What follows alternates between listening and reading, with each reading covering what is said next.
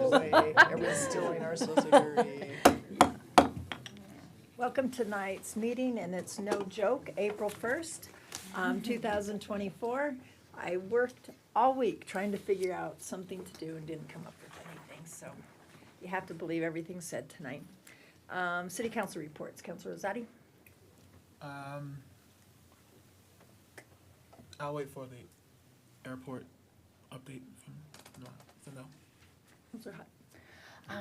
I had the opportunity to be a panelist for the kids at North Glen High School who are in the STEM program. They were doing projects on housing, so we got to go and judge different projects. And so it was about the housing crisis. Sorry, I'm out of breath from running in the room. But so it was about the housing crisis and solutions that they were coming up with. And so a lot of what I heard from the kids was they wanted more smaller homes. They talked about modular homes to save money.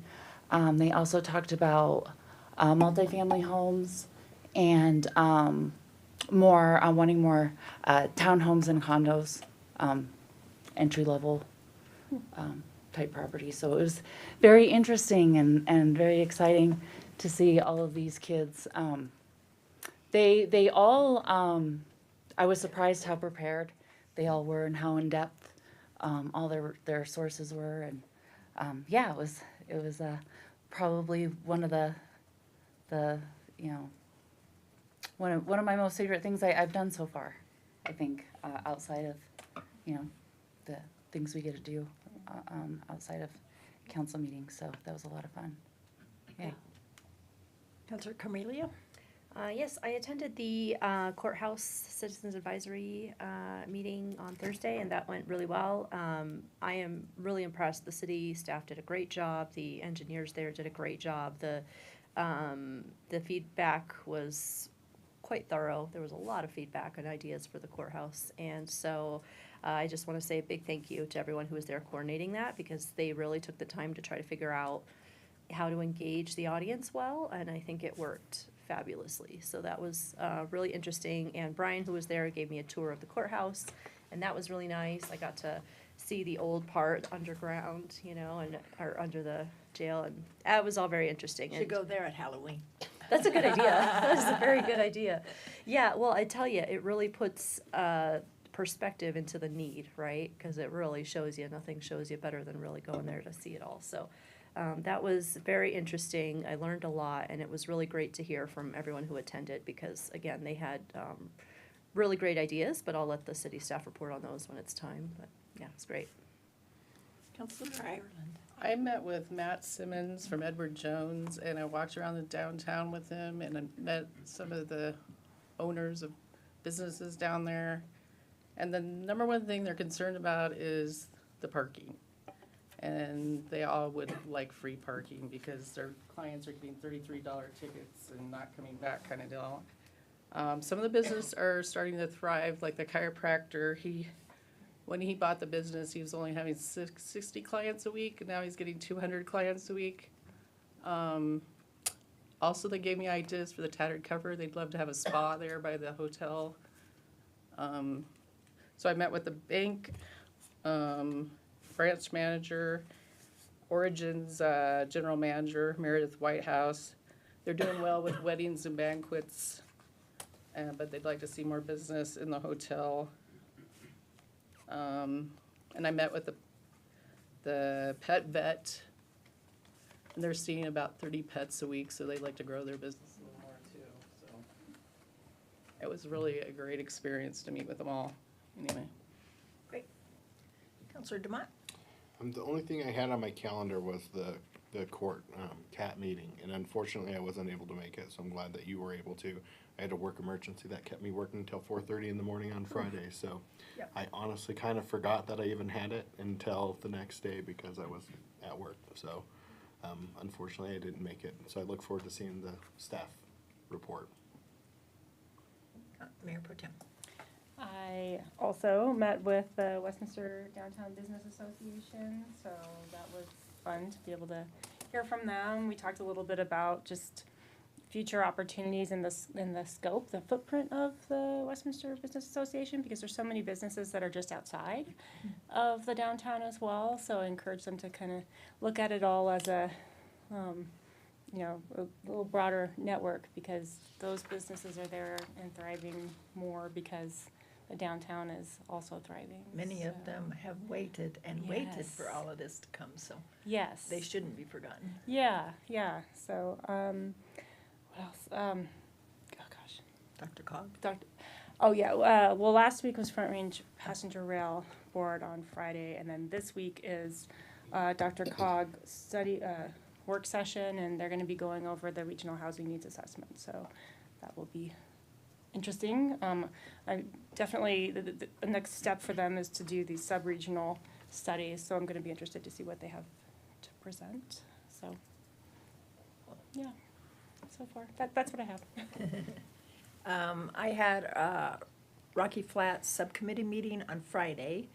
That committee is looking at from now to June 3rd, because David Abelson is retiring. He has been the person that's run Rocky Flats Stewardship Council since its inception, and he will be gone September, he hopes, but today he said maybe he could go till October, depending on what all we decide. So, but he didn't promise, so he is ready to get some answers. And so today was Rocky Flat Stewardship meeting, and 41 were on the call, and let's see, I'll try not to take 2 hours to tell you. It's coming down to, do we still need the Stewardship Council? It's run by DOE, and we all know what it's, that area is turning into with Fish and Wildlife and the museum, the trails, everything that's going on there. So that's option one. Option two is totally disband it, or let's see, keep it as it is, totally disband it, or option three is, and I happen to know from talking to the mayors that have water IGAs in Stanley Lake, they would like to have a coalition, so we make sure the testing is always done and whatnot. But in talking to City Manager Freitag and Attorney Frankel in a pre-meeting, telling them what's happening and happening quickly, because we have to have these answers by June 3rd to make this decision, that there's already a group, what did we call it, The Woman Reservoir Woman Creek. Authority. Yeah, authority. Woman Creek Reservoir Authority. And all of those cities have representation. So anyway, as we talk things through, that's a possibility. We don't have to create another something that maybe that can work. So lots of work to be done, but here's the ringer. They're gonna put out a survey. Each entity gets one survey. And so I said as soon as I got it, I'd let city manager know, and whoever's supposed to be around the table with staff and whatnot, we will answer that survey and send it in. But they also said it's up to each entity to decide how, if, when you want to do public input. So that's the kicker, because I do know our calendar's a little tight, but this all has to be done by June 3rd.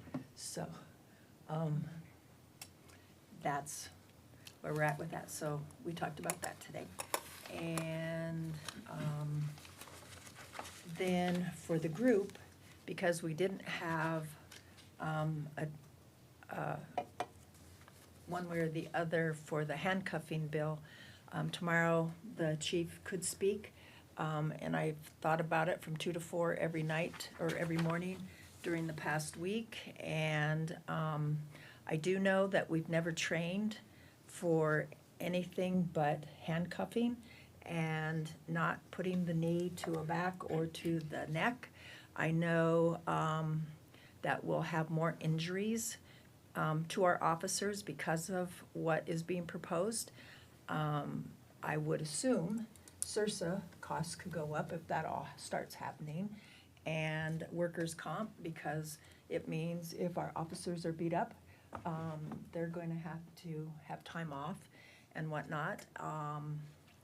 And so I just ask for a council that needs to make these decisions for our employees, not the criminals, the employees, to have the safest work environment that they can. We need to always try to walk in their shoes the best we can, and you can do that through, I'm sure, is the chief here today? Yes, ma'am. I'm sure you could ask the chief to come over and watch a training happen, go on a ride-along, see what they actually have to do. Try getting in the shoes of those that protect our citizens. Always can go to the fire and police academies. There you truly do walk in their shoes and get a very good glimpse of what they do each and every day, and what they're putting their lives at risk, hoping to go home each night to their families. And I believe as an employer, we're the ones that need to take care of our employees. So I just ask if any of you that either wanted to amend or said no, have any other thoughts.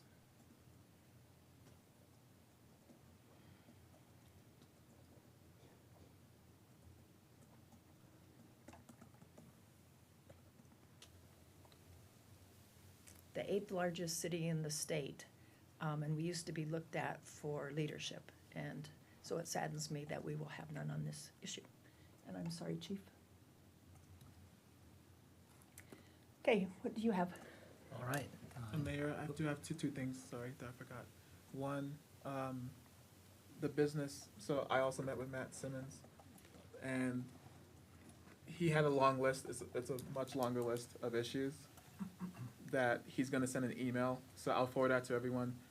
He's gonna gather all the businesses, their issues. A lot of it has to do with permitting, time, and there are a lot of contractor issues that they can't get a hold of with anyone, all kinds of stuff like that. So he's gonna send a list for awareness. The second thing is for community table. So I sent you guys a sponsorship request, and this will come out of the sponsorship budget that we already have allocated. Councilor Island, I think you had a question on where it's coming from. Community table does a lot of great things for Westminster and Arvada and surrounding communities, related to food insecurity and housing needs, and they have programs where they develop a lot of the unhoused and low-income folks who need career development and personal development. They actually have programs where before you go unhoused, if you need help with rent, for example, they'll pay your rent for the month that you need to get you on your feet. They do hundreds of different services, mainly in food, but a lot in housing.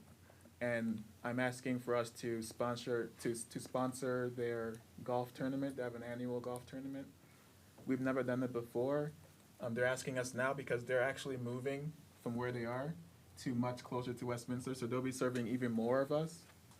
And if we want to resolve the needs of the unhoused and the housing crisis and so forth, and we have this mechanism, I think that's one way we can do it. We sponsor lots of other things as a city. I think this is one of those that has the most impact that we can have.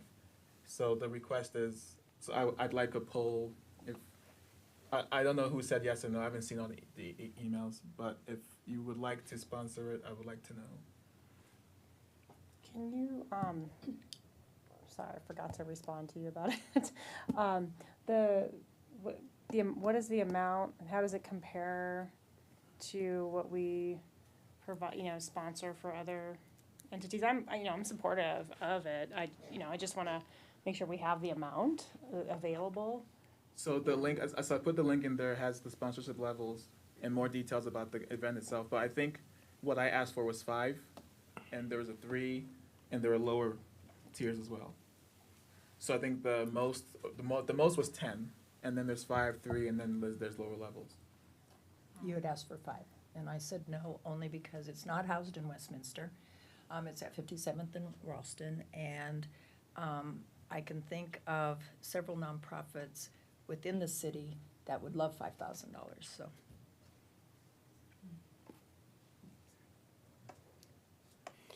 Since you didn't get the poll, I said no for similar reasons. This is, I understand the crossover, but 5,000, when you look at how much we give other entities that are already in our budget, that's a good amount of money.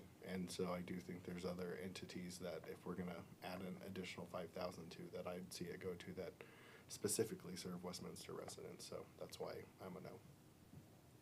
Yeah, so many of the nonprofits that we do give money to are not housed in Westminster, but they serve Westminster residents. Just want to make that clear. Oh, I'll stop. Christine had her hand partially up. I agree with Nancy and Dave. I mean, I don't even agree with the ones we have supported, so, all of them, so. I think we need to focus on Westminster residents when we're handing out their taxpayer money.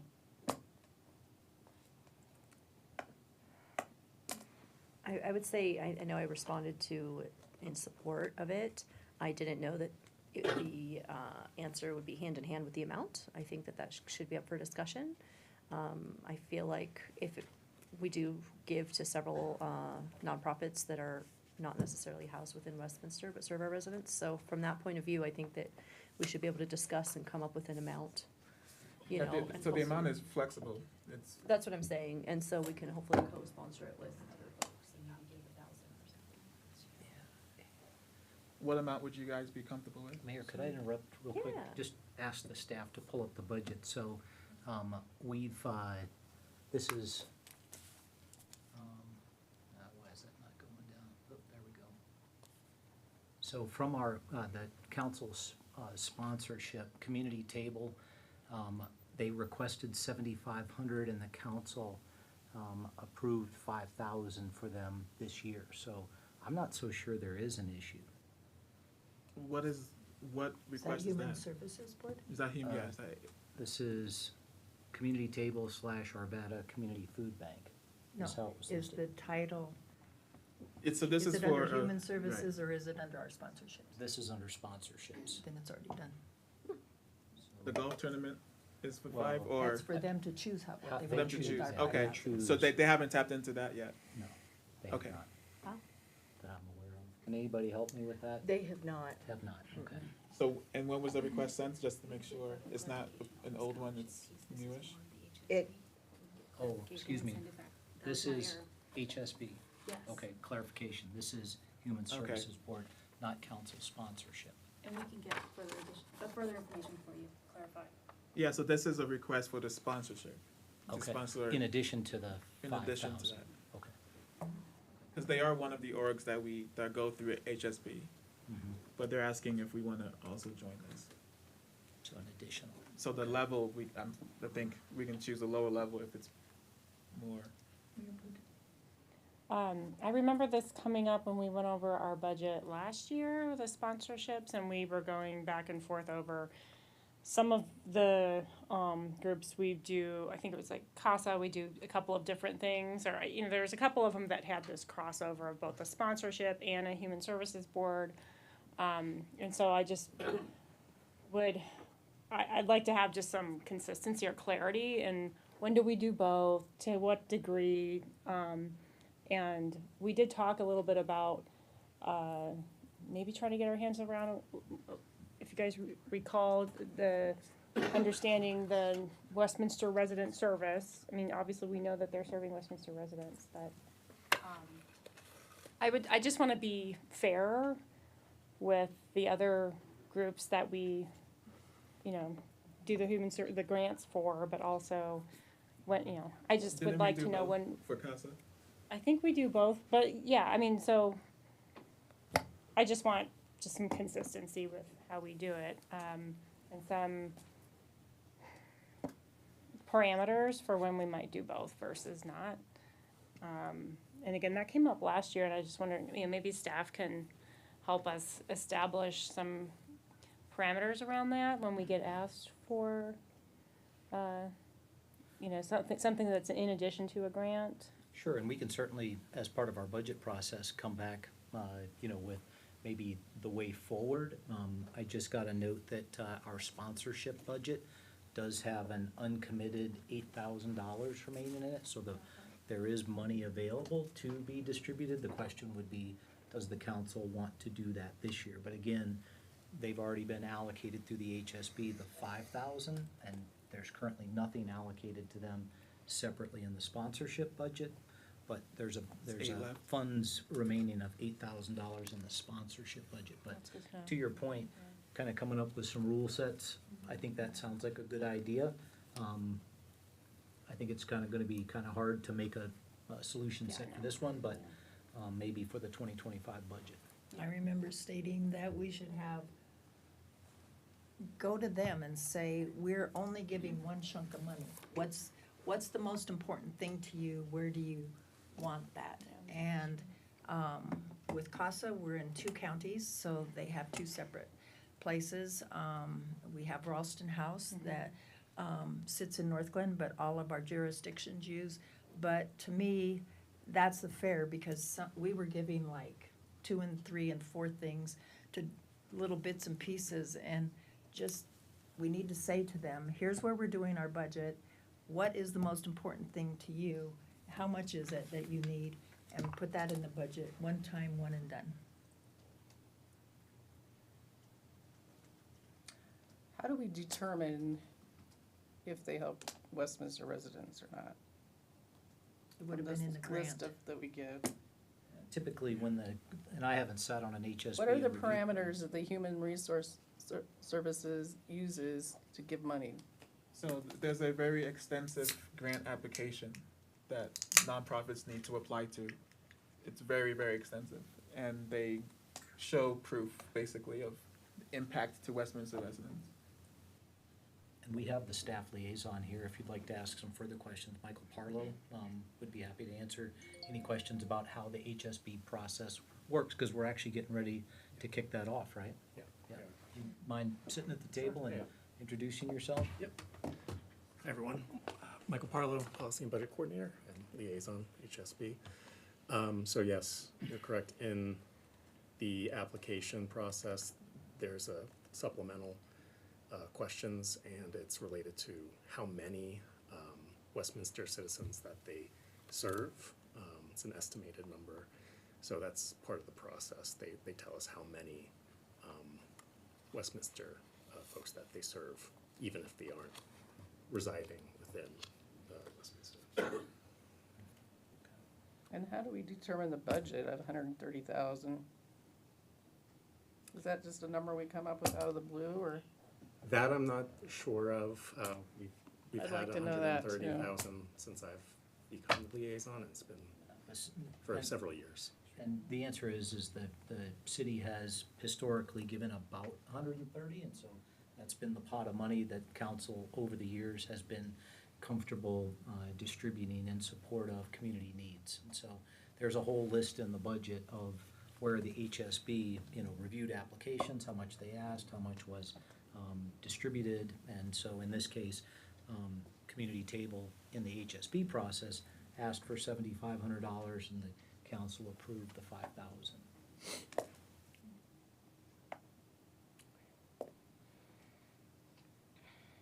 Anything else? So to get back to the poll, is there a lower number you'd be comfortable with?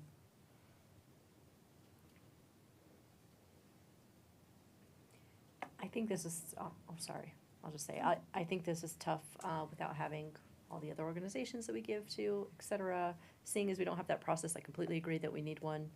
I still would be okay with a low dollar amount, seeing as they're already giving, another amount and we have pot of money available. I'd be okay with a low dollar, like 1,000. Counselor Dumont? I will say, when this came up, I remember this coming up as well, and I had similar concerns.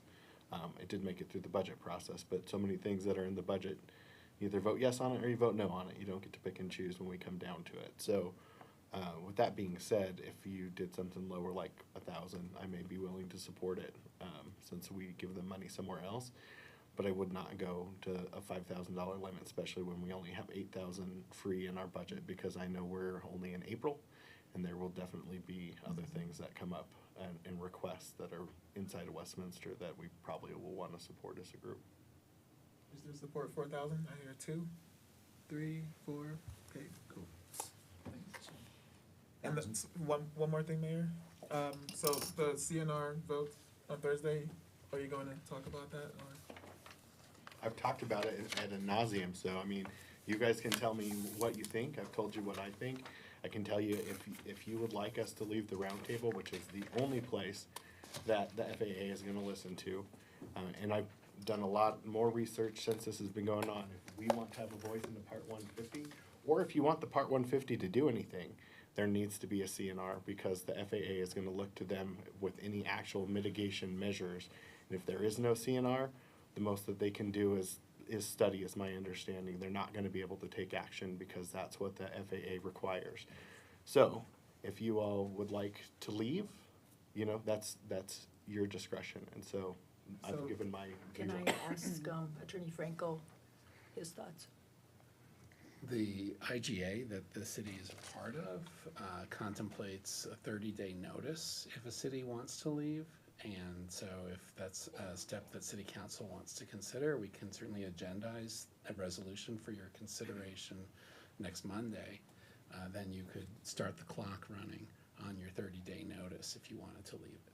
But this Thursday is the vote at CNR. And to my understanding, they're taking a majority, not a unanimous vote. Everyone at CNR needs to vote this Thursday. It's on their agenda. And basically, so you heard about Broomfield last week or 2 weeks ago. So Councilor Demott needs direction, I think now, because Thursday is the vote. And it's a majority vote. So the question is, there's 2 different votes. One is, do we leave CNR? And the other is, do we want it to disband? Those are 2 different votes. And that's happening on Thursday. So with the notice, then if we tell CNR we want to leave, we can still give notice. That still can be our notice. And I think that's what Broomfield did a week ago. I think they gave their 30-day notice, or voted to give 30 days. I don't know if they've delivered it yet. The dissolution of the CNR is addressed in the IGA, and you're right, it's a majority of members could vote to dissolve it. The other way it dissolves is if it gets down to 4 members. So I think it's at 7 right now. So if 3 cities were to leave, then it would dissolve. So I think the question tonight is, do we want to give Councilor Demott direction to leave? Because he needs to know before Thursday. Well, I think the leaving decision is a city council decision. I suppose if you're asking, should they vote on Thursday to dissolve the CNR? Maybe that's the question for to tell your representative that there's the will on or a majority on council that desires to dissolve the CNR. What Broomfield said was both. They said we want to leave and we want the CNR to dissolve, and they gave that. This agendized, the CNR piece is for everyone needs to vote. So I don't understand what you're saying. I think it sounds like the vote would be to dissolve the CNR. It's both. Broomfield may well have agendized both questions on last week's agenda and then voted to both give 30 days notice and give their message that they would support dissolution of the CNR. But neither one of those is on our agenda tonight. But I think if you want to direct your representative for the Thursday meeting, one direction you could provide would be whether or not Westminster would be inclined to vote for dissolution of the CNR. And if you wanted to have a resolution withdrawing on next Monday's agenda, that's something that we could also agendize for City Council's consideration. So you're saying we cannot give direction on us leaving until it's agendized for us? Council hasn't voted to withdraw from the CNR. So we would put that up on a resolution for your consideration on Monday. So what happens on Thursday? That's a separate meeting, so that's the CNR's meeting, at which time I suppose they'll discuss Broomfield's decision. And if they're going to poll the members, the 7 cities who are still on the CNR, as to whether dissolution is appropriate, I suppose they might do that. So what if they ask for if you want to stay or not? Because can't they still ask for it even though we haven't, they don't know our process? Like, so wouldn't CNR want to know, do you want to be in CNR or not? Well, I think if there's support to dissolve the CNR, that's sort of implicit. It's implicit? That And do there we know wouldn't for be sure a that's CNR. what the agenda says for CNR? Do we know what the agenda says? You can pull it up if you like. I just want to make sure we don't leave here without direction if they need direction. And I believe there's 8 members in the CNR, not 7, but. The agenda is called to order, approval agenda, approval of minutes, public comment, financial update, roundtable member withdraws from RMMA, CNR, and possible termination of IGA, committee and board reports, and then to adjourn. So it's both. Not on there. There's not a question of dissolution. Wait, It just says roundtable withdraws from the RMMA, CNR, and possible termination of IGA. That is the agenda. Happy to forward this to you if you like. so that's both leaving and termination. Is that, I thought it was just, is it termination of the IGA just with that withdrawal, with this community that is withdrawing? Or is it termination of the actual IGA? Just With forward it all- to you. You can. Quick question. I requested an executive session to thoroughly get all of our questions answered. Did we get that scheduled? We're looking at the first 2 weeks in May, Counselor. You can So there's that a was lot more RMMA.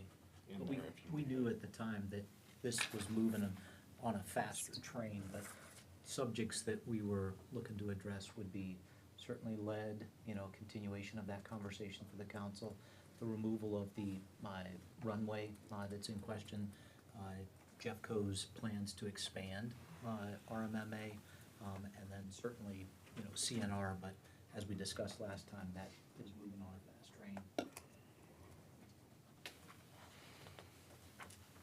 Also, just want to say that a Part 150 study doesn't require a CNR. The airport can do it on their own. If you want to argue that with the FAA representative, that is the direction he's given to the commissioner and the airport, have at it. I'm telling you what I have been told, and that came from the FAA representative that covers the area that RMMA is in. So Attorney Frankel, given that you heard the agenda, what do we do then? I think the agenda, to your questions, could be a discussion of Broomfield's choices, or it could be potentially viewed more broadly as should the IGA be terminated that created the CNR. So, not being the author of the AIR agenda, I guess there's some question. It might be a discussion of Broomfield's choices. If you want to direct your representative to make a statement at that meeting, you can. It doesn't sound, though, from what he just read, that is a discussion of Broomfield's choices. It sounds like it's a, well, did it say Broomfield? No, it's a roundtable member withdrawals from the, sorry, I had to see it, I'm not good with the cognitive, like just listening. Withdrawals from the RMMA CNR and the possible termination of the IGA, which is not overly clear. I'm guessing maybe it's the umbrella IGA. When I first heard, I guess my brain was too much thinking of just Broomfield, but maybe it's broader. I mean, I've heard too, that Well, as I shared at the last meeting, the conversation was whether or not CNR should continue. Yeah. That was a conversation point, but there was not like it was like you should talk to your cities and see what everybody wants to do. I think everybody's pretty frustrated that one member decided to vote against all the work that we put into, you know, that tens of thousands of dollars worth of research before the FAA even got to speak on it, which I'm still frustrated about, but. I'll just comment on what I think I know. I will echo your sentiments. I strongly agree with you. And unfortunately, this is where we are because one member did not choose to go ahead with the information that we had. Now we really essentially don't have much to show for it from the CNR. I believe that if the IGA dissolves, that only then can there be another group that the FAA can engage with the community. And so I think that that would be the next path forward, and I think that we can't get to that path until the current IGA dissolves. I've also heard that the FAA representative has already been pulled from the CNR, that they're pulling him out. And so that tells me that we might not have direct communication with the FAA through this anyway. So that's leaning me in a different direction than I was before. I still believe that, you know, how do we communicate with our other neighbors? How do we communicate with the FAA without the CNR? I believe that we need the CNR. And it's unfortunate that overall different members of the CNR have decided that they don't need it. I think that's unfortunate. But at this point, I'm kind of leaning towards how effective can we be now that certain members are missing, including possibly the FAA itself. So I'll just say that in my opinion, so my position on this is the CNR, to your point, if you look at it from a longer scope of the last several years and what it's purported to do versus what it actually has done, I think it's an appeasement, really, of the public, of the community, because it exists. The community is being, they're told, well, just talk to the CNR, right? When they have different issues and they go to different jurisdictions, different stakeholders. There are better alternatives, I believe. Even our Congress people have said, okay, well, there's legal action, that's one option. If that's too extreme, there's congressional action. But congressional action today is talk to CNR. Right? If there is no CNR, then I think that adds a lot more accountability to our Congress people and other stakeholders. I think there are working groups that could be formed besides CNR where we can have real conversations across the cities and form real solutions as working groups versus an entity that, in my opinion, just hasn't been productive. When we know that the airport has increased operations by 47% in just the last few years, and 80% since 2018, and they're planning a new taxiway that's going to add 35,000 operations per year. That's after all of this stuff that we've been talking about for years, after all of the community feedback, after all of the resistance and the frustration of the lead and the noise. They're approving this new taxiway that's going to add 35,000 per year. That just, to me, that indicates, and the fact that many other members of the CNR are frustrated with the entity itself, right? That it's not working. That's evidence to me that it's time for something new. It's time for a change. There are options, there are alternatives, but if we'll never get to those alternatives if we keep pointing to a group, a board, or council, you know, whatever they're called, that committee of folks, it's not working. And to what I said about the Part 150 study, I think, you know, if you look at Centennial, for example, they did a 150 study 10 years ago. Nothing has happened since then. It gives a recommendation of the noise corridor and how that could be. And then they give recommendations as to what you could do to reduce the noise, but nothing has happened in Centennial from their Part 150 study, and many other cities across the country. So I'm hopeful that maybe a 150 study could work, but that's not a reason to stay in this group. Because they could do the 150 study without the FAA. It helps to pay. It helps them pay for it. My opinion would be we leave CNR and we figure out something new.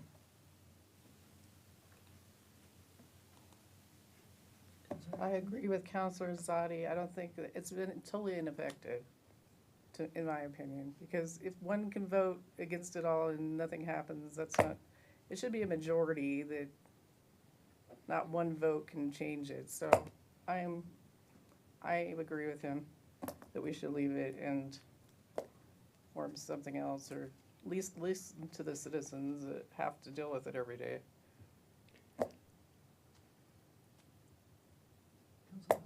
Yeah, I also agree. I would like, this seems completely ineffective, and I'd like the opportunity of trying something that might be effective.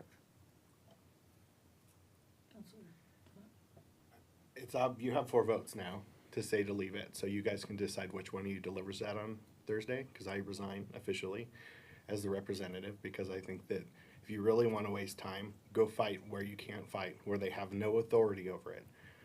I've heard a lot of stats that were given to us and emails by people who don't want the CNR to succeed. I've been here at this longer than anybody at this table, quite frankly, so I've seen the hard work, and the federal government goes a lot slower than I want it to. I'm a small government person. I think that the government consistently shows to be ineffective across the board. But unfortunately, when it comes to the FAA and the airport, they are the governing body.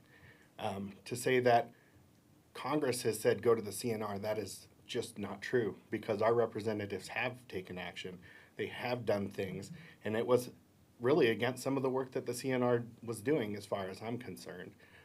The city of Westminster, since I've been here, we have been diligent and dedicated into trying to make this better for our residents.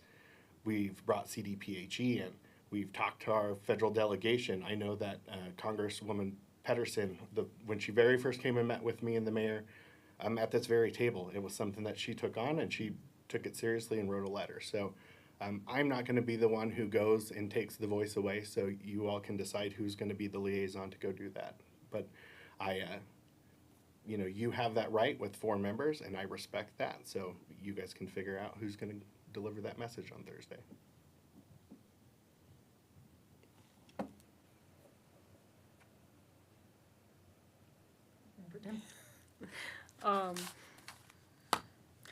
I just had I don't know if the questions can be answered for today, or it's more of, I really just have questions about what do we do moving forward, and can we establish some parameters for if the CNR is dissolved, what are we doing next? Like I want us to be able to have a voice that in a formalized group that if it's not the CNR, is this new group going to have some ability to negotiate with the FAA?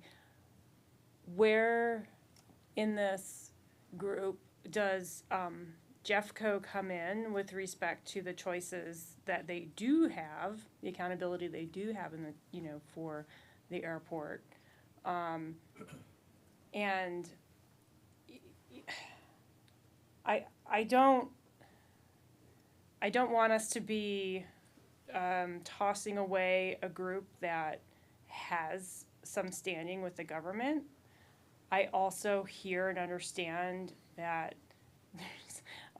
it's potentially a defunct group if people are abandoning it. So I would just, to the point where we have put effort in and we want to have a voice, I don't want to just toss the voice away.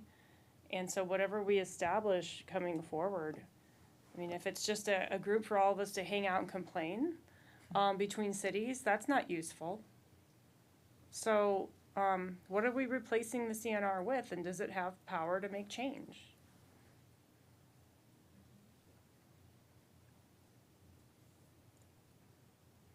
Yes. I don't want to get into a position where we are worried about a sunken cost fallacy. I understand that this is something that we've been doing, but it really concerns me that Broomfield left. A lot of our constituents want us to leave, and they're talking about disillusion. Obviously, there's bigger issues to this group, or else these conversations wouldn't be happening. And so I think it is defunct. I think we're paying money, and I think we're worried about the time we've spent there already, but it's clearly not providing anything of value to our residents. Our residents have been very, very clear. It hasn't done anything. Well, if we move forward into something else, again, do we have a voice with the FAA? How is Jeffco incorporated into it in terms of their decisions? I just would, I'm not against trying something new. I'm just cautioning us to think about how do we maintain a voice where we need to have it. Like, I don't want to not be able to make change because we are no longer in the right, federal bucket for a group. So if we do pick something different, I would want to make sure that we're talking to the FAA and say, well, okay, we don't want your CNR because we don't like that format. We're going to be going into this new, group that we're forming, and we want to be able to make recommendations, but are you going to listen to us? And if it's not the FAA, then is it then directly with Jeffco? Where I'm just asking this group, where do we have the most say? Where are those key decisions being made? These are all the same questions I have and the same concerns, and that's why I was hoping we'd be able to talk to our attorney first. But to Dave, are you able to tell us what a working group would look like? If a CNR is dissolved? Yes. No. So we just have uncertainty. So two things. One, I'll say yes to everything you're saying, but to me, the question is there value? Has there been value, and is there value today? And it's not about the length, how slow government is. It's more about, is there actual value of having a voice to the FAA? I think there is, right? But I haven't seen the results of that. Not in Colorado. If you look at all the other cities and what they've been doing for all these years. But more importantly, I would wait. I would want to wait until the lawsuits are done with to see the results of that, because I think that answers a lot of those questions of, well, what's the new world look like? We can't really determine what the new world looks like until those lawsuits are done and we see the results, because those results could significantly change even having a group, right? We may not need a group. We may need a different kind of group. It depends on what the results of the lawsuits are. That could either shut down the airport, shut down some of the operations. Who knows what the results will be? But I would want to wait for the future to see the results of that. But in the meantime, we shouldn't be paying thousands of dollars to a group that is defunct.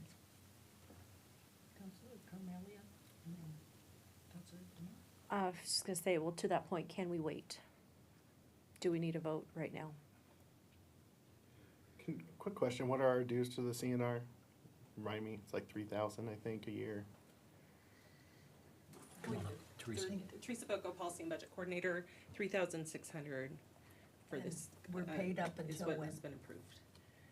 We're paid up until when? We haven't received a statement. We normally get it for April, and that would be for the next year's dues, I believe.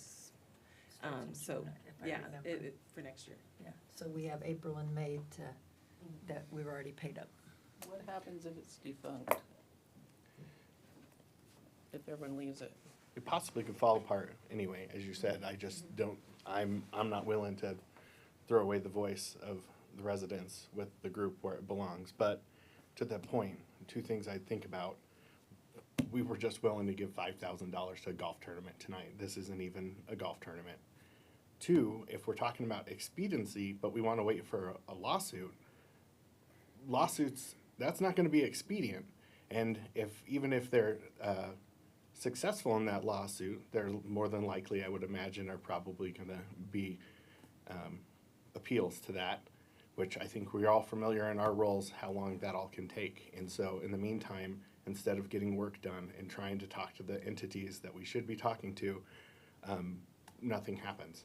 And that's always been my concern with it. That's why I feel like, just like anything, you should be going multi-path.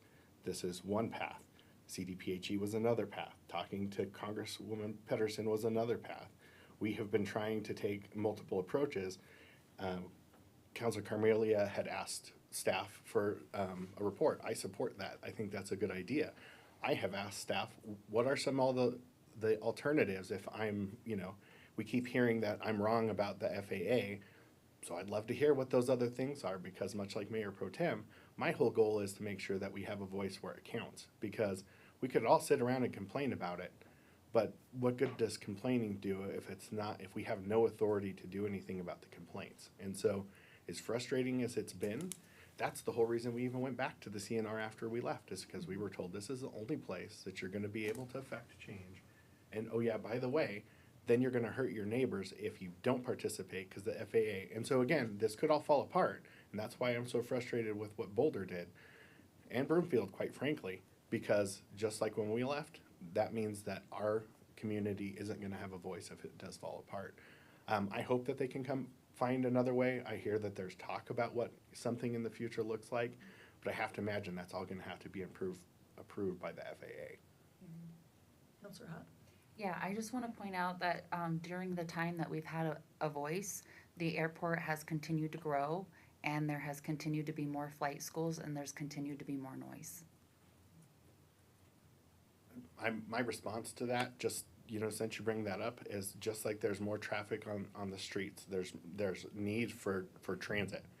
I don't believe that you're gonna. I don't know if the goal is to stop air traffic. I think you're going to continue to be frustrated.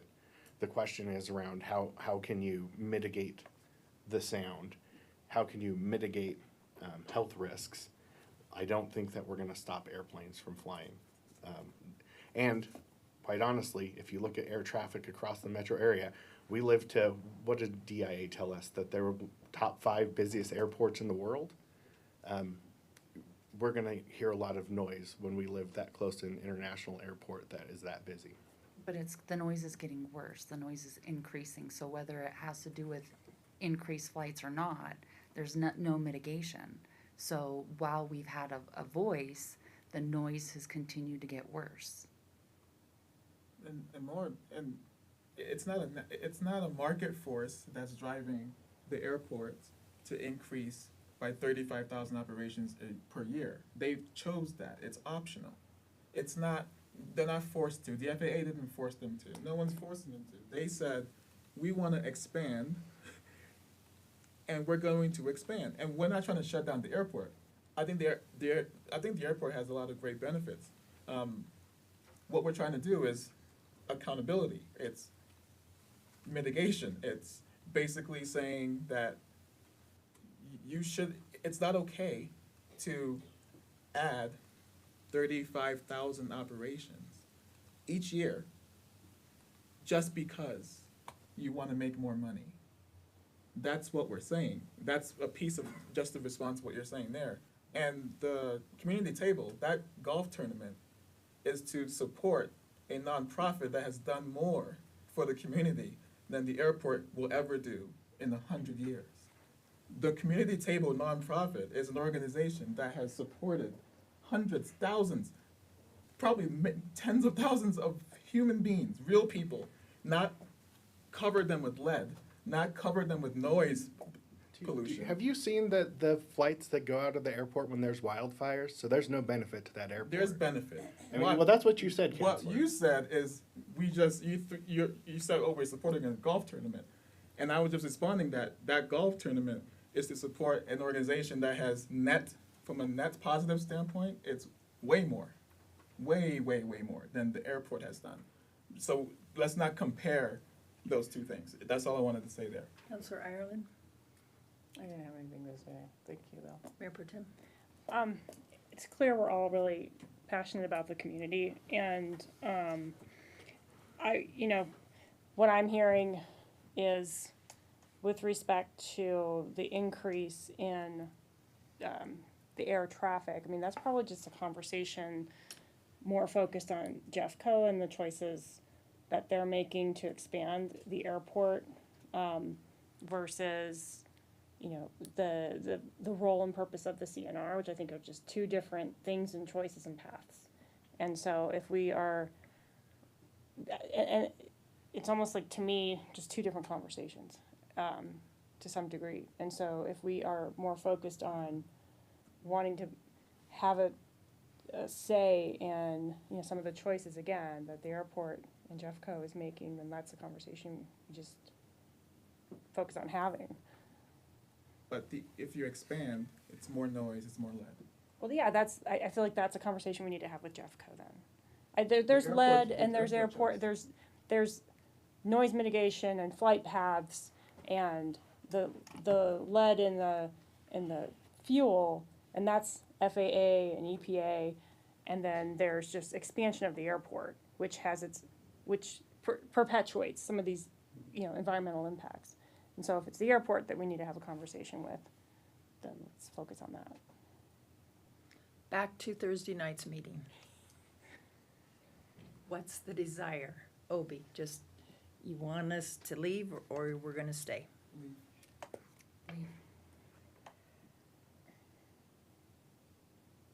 I feel like I don't have the information I need to make this decision, and it's beyond frustrating. I also feel like we have to make it tonight.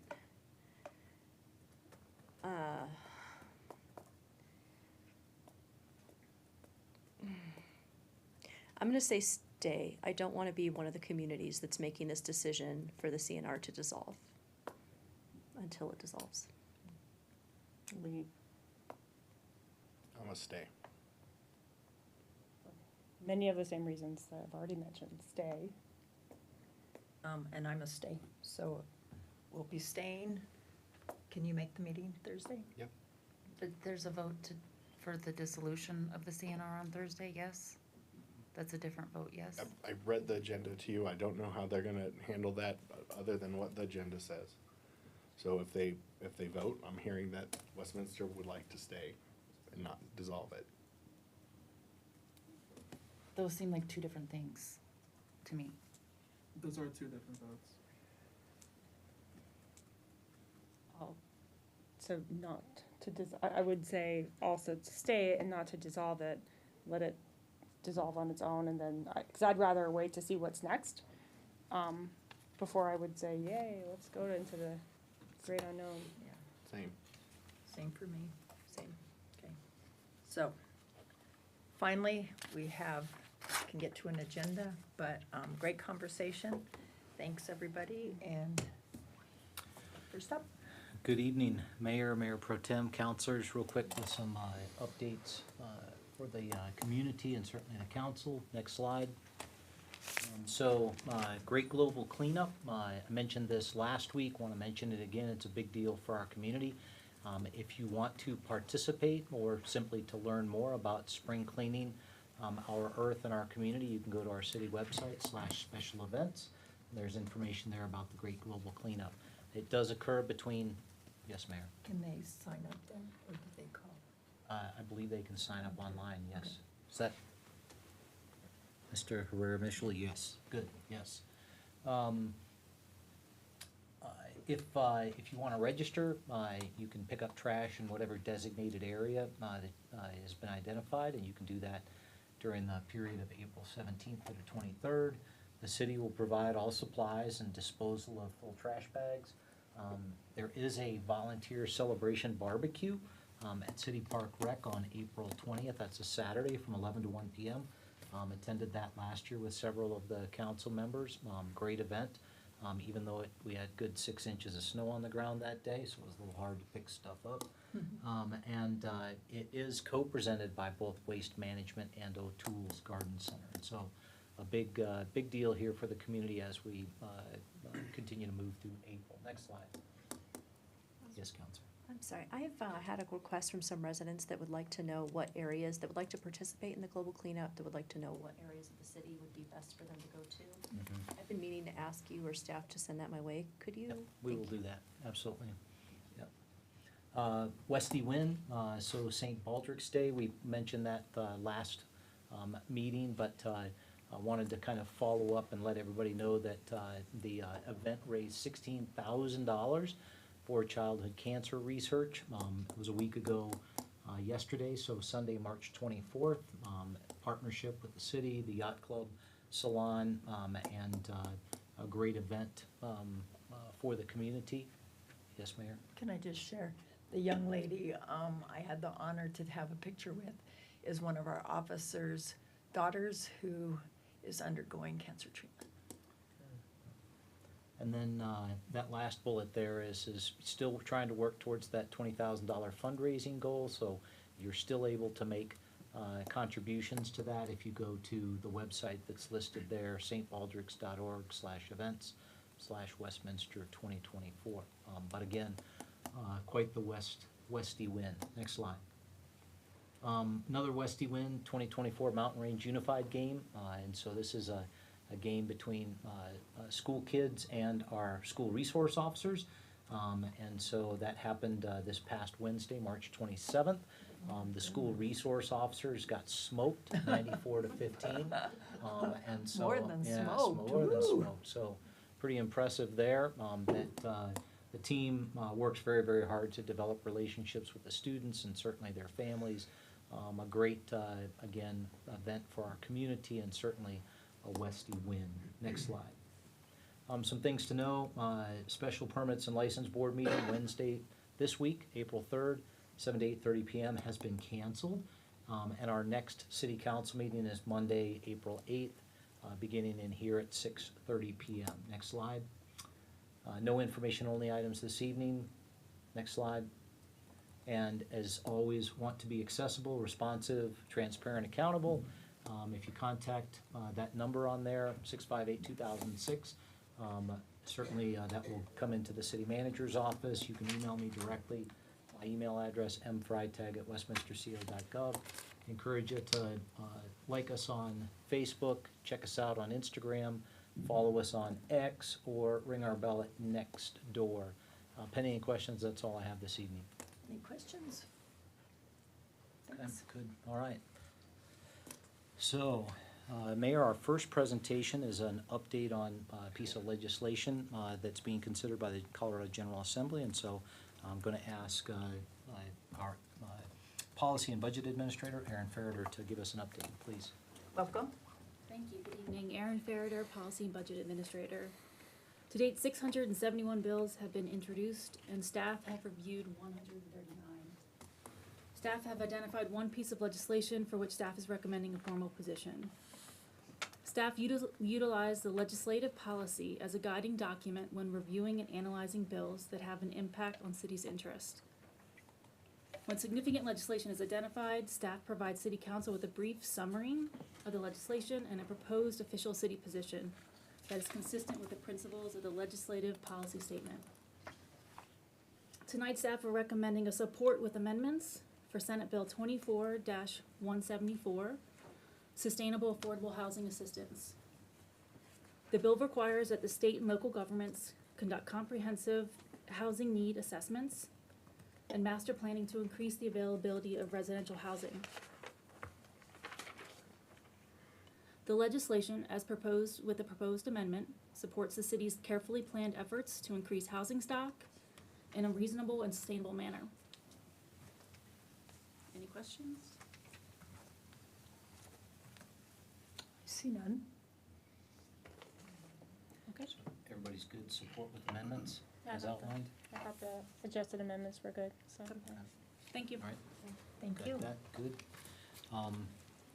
Okay, Mayor Pro Tem, councilors, our next presentation is a discussion on funding of the drinking water facility, and this is kind of our next step in all of that process. And so I'm gonna turn it over to Deputy City Manager, Chief Financial Officer, Larry Dorr, who will lead the discussion on this topic this evening. So, Larry, go ahead. Thank you, Mr. Freitag. Once again, Larry Dorr, Deputy City Manager and Chief Financial Officer. I'm joined with Professor Todd Ely from CU Denver. I'll introduce him as our guest here in just a moment, but just let me run down our purpose tonight and some of the things that we're hoping to do is first, I'd like to give a background and review of what's been discussed with the City Council on this subject over the last number of months it's been now, just to bring everybody to the same place so that we're all up to date on the most current information and the history of this. I'll also describe the due diligence and all the work that's been done to review federal programs relative to the financing plan for the drinking water facility. Professor Ely, I'll introduce him and read his biography here, and our city has benefited in the past from partnering with academia from CU Boulder or CU Denver to understand sort of the lay of the land and bring in some independent, objective points of view for your consideration, and we hope that's a value add for the community. We'll have the staff's recommendation, and then seek City Council's direction on three things toward the end. If I may ask, Mayor, if we could have questions at the very end of the presentation, and then one thing I'd like to just describe what is not present here that will be part of your direction later is I'm not here tonight describing any of the functions of the drinking water facility or its potential cost or design. That will come later. This is purely just a discussion of the potential for financing the drinking water facility and a review of the work that was done related to federal loan programs, federal grant programs, and so forth. So with that, Madam City Clerk, if you would take us to the next slide. As by way of background, last May 15th, I was present and described with our financing, legal, and engineering teams the various opportunities that were available to our utility to potentially finance, that feasibly finance and construct the drinking water facility here in Westminster. Staff analyzed three primary borrowing options on the merits of cost effectiveness, interest rates, administrative costs, and so forth. First, traditional revenue bonds, which are more familiar, and two federally sponsored programs, which I'll run down here in a moment. We involved expert independent guidance from independent outside financial advisors with Hilltop Securities and with external engineers who helped us evaluate the prospects of these financial programs from CDM Smith. One of the requirements was that the recommended financing plan, which we have before you tonight, would have to be feasible under the water rate structure that's currently in place that City Council approved for the 2024 budget, which involves a couple of variables, but the two main ones are here on the last bullet point, which is that long-term water rate increases would have to be 4.5% or less, and long-term borrowing would have to be 30 years in order to make the financing process feasible. So with that, next slide. And this is a rundown of what we looked at. First, under the federally sponsored programs, we took a look at the Water Infrastructure Finance and Innovation Act of 2014. This is administered by the United States Department of, the Environmental Protection Administration, and we've filed applications. We've undergone environmental impact studies that are under their review at this point.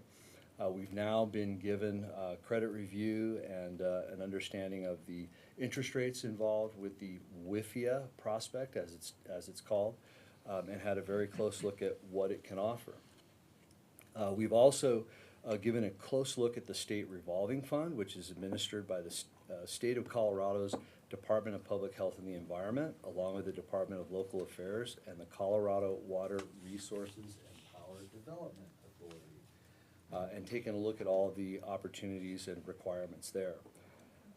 In sum, in both of these programs, you'll see our outputs. The payment deferred terms offered by these sources can be advantageous to smaller or less financially robust utilities which do not have the operational and financial strength of a highly rated utility such as ours in Westminster. In other words, what this does is take smaller, more rural, potentially, utilities and bring them to an interest rate close to what we can do on our own as a utility. Neither program can fully fund the drinking water facility.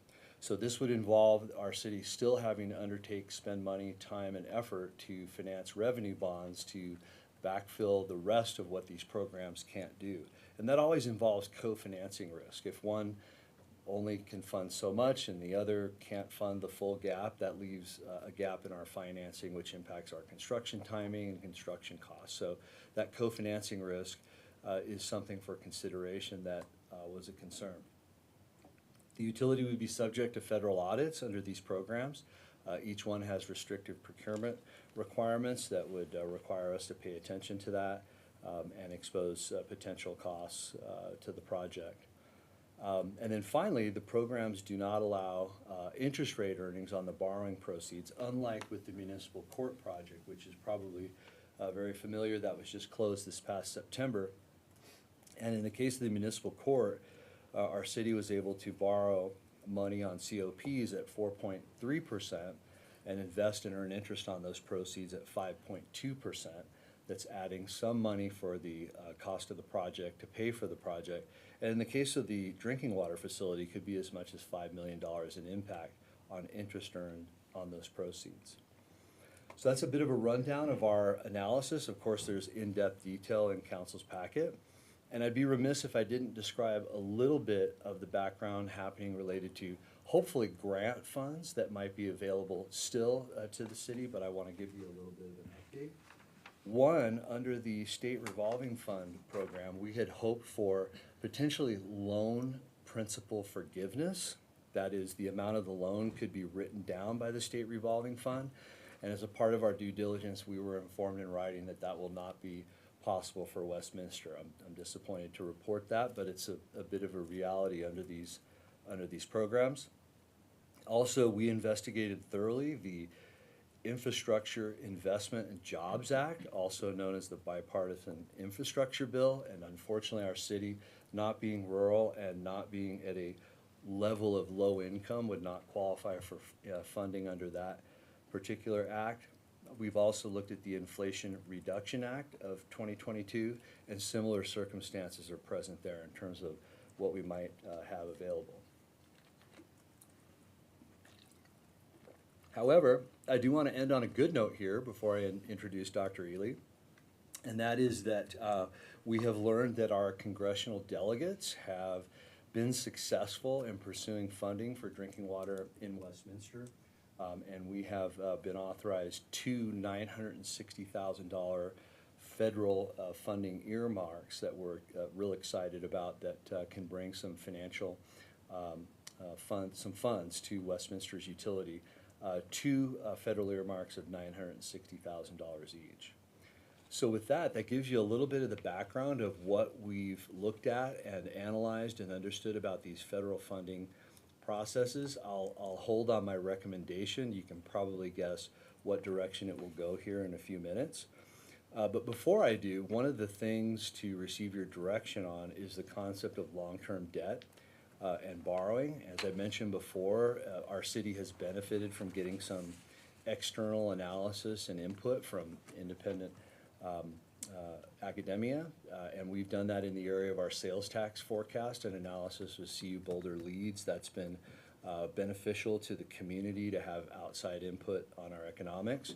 And so tonight, I'm pleased to welcome to Westminster Dr. Todd Ely, PhD. Dr. Ely is an associate professor in the School of Public Affairs at the University of Colorado, Denver, where he directs the Center for Local Government Research and Training. He is the director of the university's Master in Public Administration program and chairs CU Denver's Budget Priorities Committee. Dr. Ely's research and teaching focus on the financing of state and local public services, municipal debt, education, finance, and policy, and public and nonprofit financial management.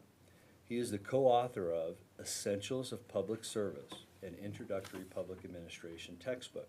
Dr. Ely received his PhD in public administration from New York University's Robert F. Wagner Graduate School of Public Service, and prior to academia, Dr. Ely worked in management consulting and higher education administration.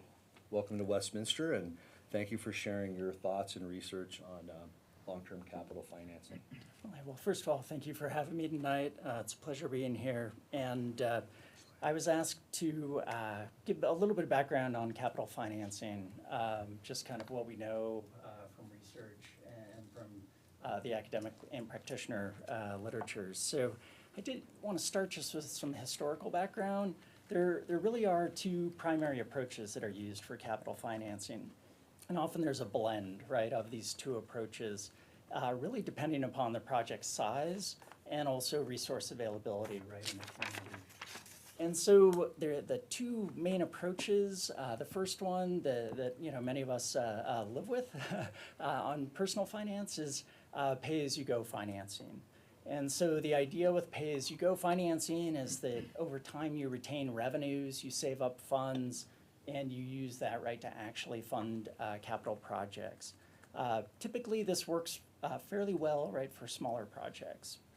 The alternative, the second main approach, is what's referred to as pay-as-you-use financing.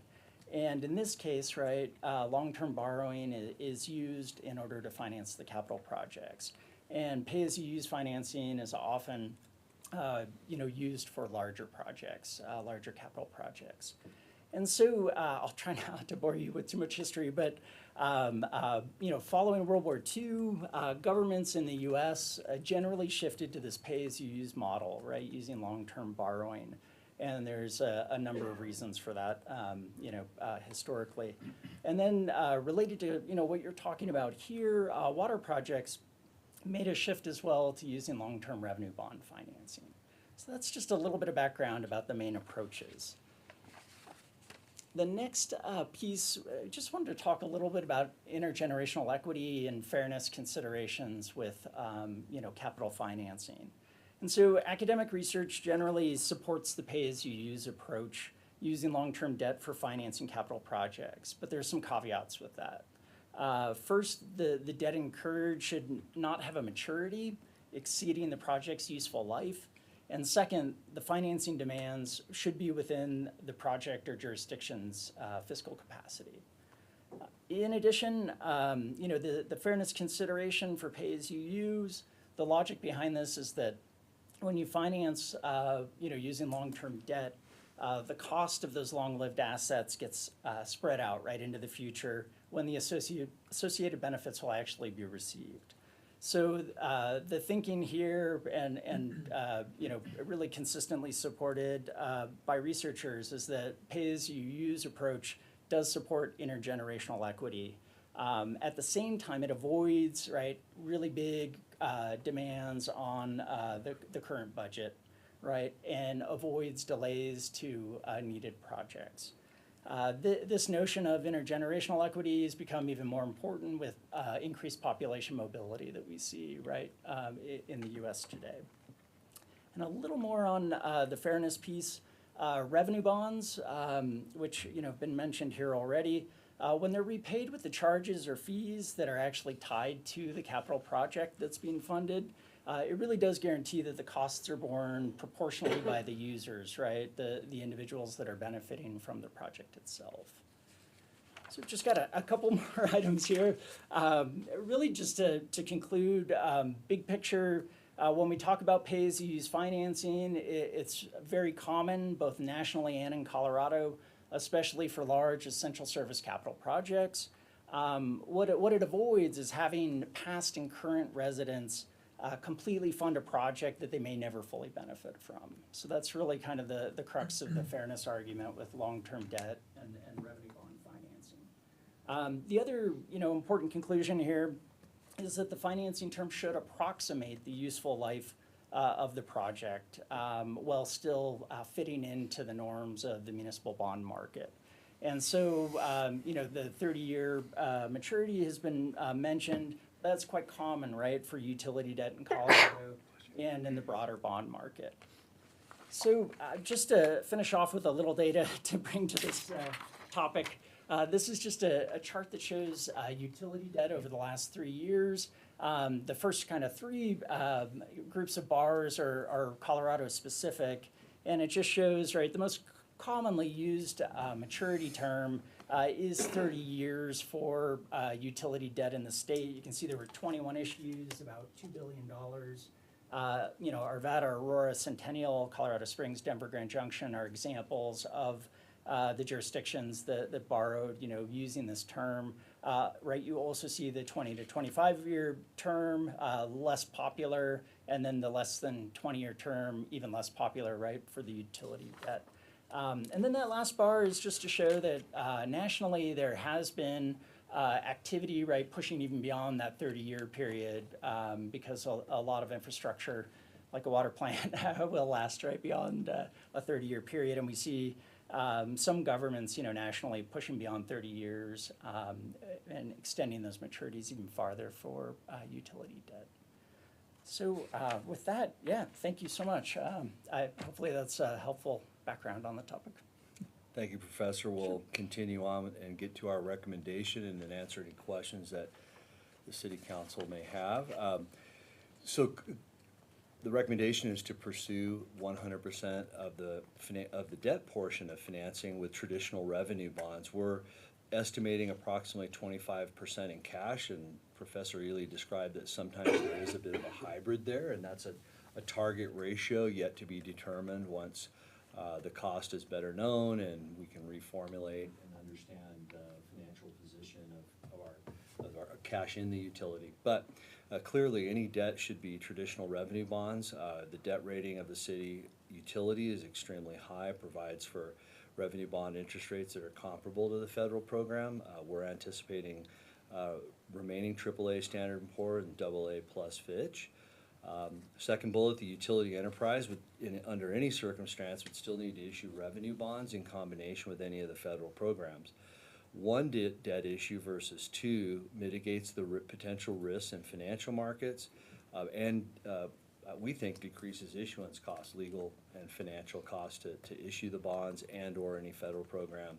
And then finally, the recommendation is to issue 30-year revenue bonds in combination with the accumulated cash in the utility to fulfill the vision of building the facility. So with that recommendation, staff is seeking the City Council's direction. Mayor, we'd be happy to answer any questions, of course, but we're seeking the direction on first undertaking revenue bond financing plan, not federal programs, meaning the WIFIA and the state revolving fund programs. We would not pursue those any further. And proceed, number two here, 30-year borrowing term, and then finally, get your direction to schedule a study session for the drinking water facility costs. We're anticipating before June, having a percentage of design accomplished where we could better understand and communicate to the council and the community the estimated costs. Thank you. Questions? Councilor Ireland? Do you know what the interest rate is on these bonds? Yes, we have a report. I think that our external consultant, of course, the interest rates move every day, had them modeled at about 4.4%. The municipal court was authorized at 4.3%. We would be bringing back to council at your direction a range, a not to exceed that would authorize the city manager to proceed. But we think probably 4.5% or lower at the current time. Mayor Pro Tem. I had two questions. One, I was just curious to learn a little bit more about how we might use the two federal funding earmarks, the $960,000. But the second one is just more of what is the debt service in relation to these revenue bonds, and how does that relate to our overall debt service coverage ratio that we were trying to stay under?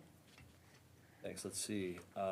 First, regarding the earmarks, I'd like to just follow up with a little bit more detail, perhaps at the future study session on drinking water facility costs, just to let our project managers address that, what the earmarks will be. And I know that they were described in a bit of detail in the request to the congressional delegation, so we'll have a look at that.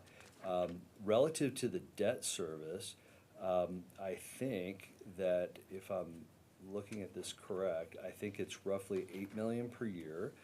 And I can tell you that all of that fits into the financial modeling that our policy and budget and utilities teams have presented to the city council in the past as to the annual debt service.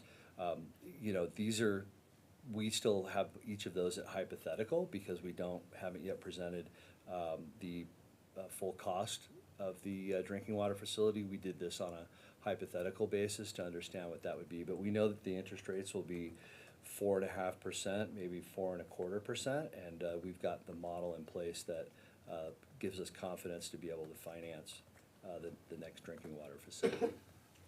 Just as a follow-up, when you come back with the cost, I'm assuming you'd probably bring that model back so that we could all, I know it'll be new to some of the counselors, but that might be nice to just be able to place the overall cost once we have it back into that model and refresh.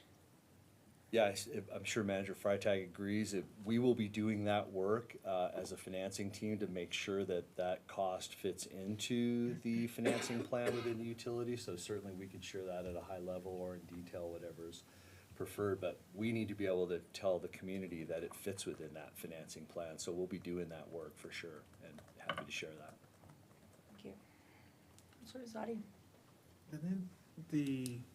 Didn't the financing plan, that model show, is it year 10 or year 20 where we're in the red? Where was the red, I guess? I know it was some time out, some number of years out. What was that number? I don't remember the year that we aren't able to maintain our capital program at the existing level. That's kind of the red that we're describing. But for us to do at least a 10-year plan as a minimum, I'm sorry, Counselor, I don't remember that year to my memory. But we will bring that in as a function of the cost, and before this council takes any next step on funding the water facility and borrowing any funds, we'll be able to show you that capital plan and what it does over a 10, 15, 20-year curve. Okay, and the principal you would be taking out. So you're proposing a 30-year term off of the newly estimated, now that the design is, you have a better estimation of what the cost is, that you will find out later, I guess, right? What we're asking tonight is for your approval, whatever that cost is and however that interest rate fits into the model, that we will assess it, we will evaluate it on a 30-year borrowing term. It's the most feasible, it fits with the research and what's happening across the state of Colorado. So we don't want that to be a surprise. We want to have that input and direction from you now. We think that that's going to be feasible. That was one of the requirements, and so yeah, whatever that total cost is, we're committed to having that by June, and we will use that in our financial modeling, and we will model it at 30 years at a current interest rate if we receive that direction on number 2. Okay, thanks. Councilor Dumont?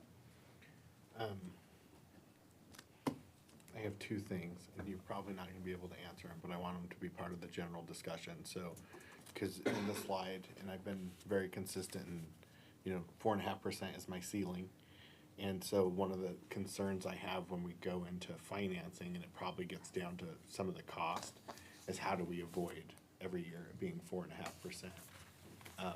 Because I certainly want to try to avoid that. So as we go through it, I'd like to understand how we avoid that, and I have to imagine the actual true cost that we estimate. Probably going to get into that, so I doubt you're going to be able to really address that tonight. If you can, great. And the other part, which I think is going to be part of the whole long-term solution too, is the how we're looking at what the length of the life is as we go into design, so that we're thinking of that along the way, that, you know, if we're gonna finance this over 30 years, how are we assuring that the new plant is gonna far surpass that? Or what are we trying to do to assure that? You know, and so I feel like we should be looking at that anyway as we design a new plant, you know, how, especially, you know, we have lessons from the past with like Semper. How do we not paint ourselves into a corner in the future? So those are probably bigger discussions, but it feeds into kind of your finance model to me. Because I think if, you know, we answer some of those questions as a community to say, yeah, we are gonna finance this over 30 years, but we're confident we're gonna get X amount of years out of this. I feel like that's a lot easier for me as a counselor to vote yes for, and I think it's easier for the community to understand why we are comfortable, you know, putting 3 decades of, you know, future residents in that position. So, again, I don't really expect an answer here tonight. If you have any like color that you'd like to give to it, happy to hear it. But I just want to make sure that's part of the discussion as we go into actual costs and financing and voting on, you know, the full package that we're going to see as a council. Thank you, Counselor. Yes, noted on that. And regarding your first question about the 4.5% water rate increases, you're right. I don't have the answer to that, but others will in the future when we come back and a scheduled drinking water facility cost study session. We'll do that. On the second note, we will have our engineers describe the range of estimated life. Our Public Works and Utilities Director and or our city engineer and our outside consultants can address that. And I'll tell you that they will be describing the exact same things to the people who will be loaning that money as well. You need to rest assured that anybody who's, you know, funding those borrowings, those ratings agencies that I mentioned earlier, they'll want to know, as Professor Ely described, that the facility will last at least 30 years or more and still fit within the norms of the revenue bond market. But we'll have some professional engineers describe that. Well, I appreciate that. And the last thing that I'd say is I thank staff for continuing not to leave any stone unturned, and I anticipate that we continue to do this through the life of this, because I know that I've seen us get creative as a city down the way from a loan to either refinance or find ways for us to save it and continue to pay. I imagine over 30 years there's probably a lot of different earmarks and such that we can get from the federal government or the state government to try to continue to, you know, make this as least impactful on the residents' pocket as possible, while maintaining a good infrastructure. So, Before I get to second go-around, let me ask if we still have first go-around. Counselor Carmelio? Thank you. I had it in my head and it just, anyway. I will say real quick, as a liaison for the drinking water, Citizens Advisory Team, I can confidently relay that they said the plant should last at least 100 years, so that triples the lifespan of the loan. So I wouldn't say that if I wasn't confident. They said it should last more than that, but that was the very least. So that part sounds good to me. makes me feel good as well, yeah. You want to verify? Why don't we'll have some engineers No. come and describe that here. Yeah. You might let them know the bar has been set. It has been set for 100 years, yes.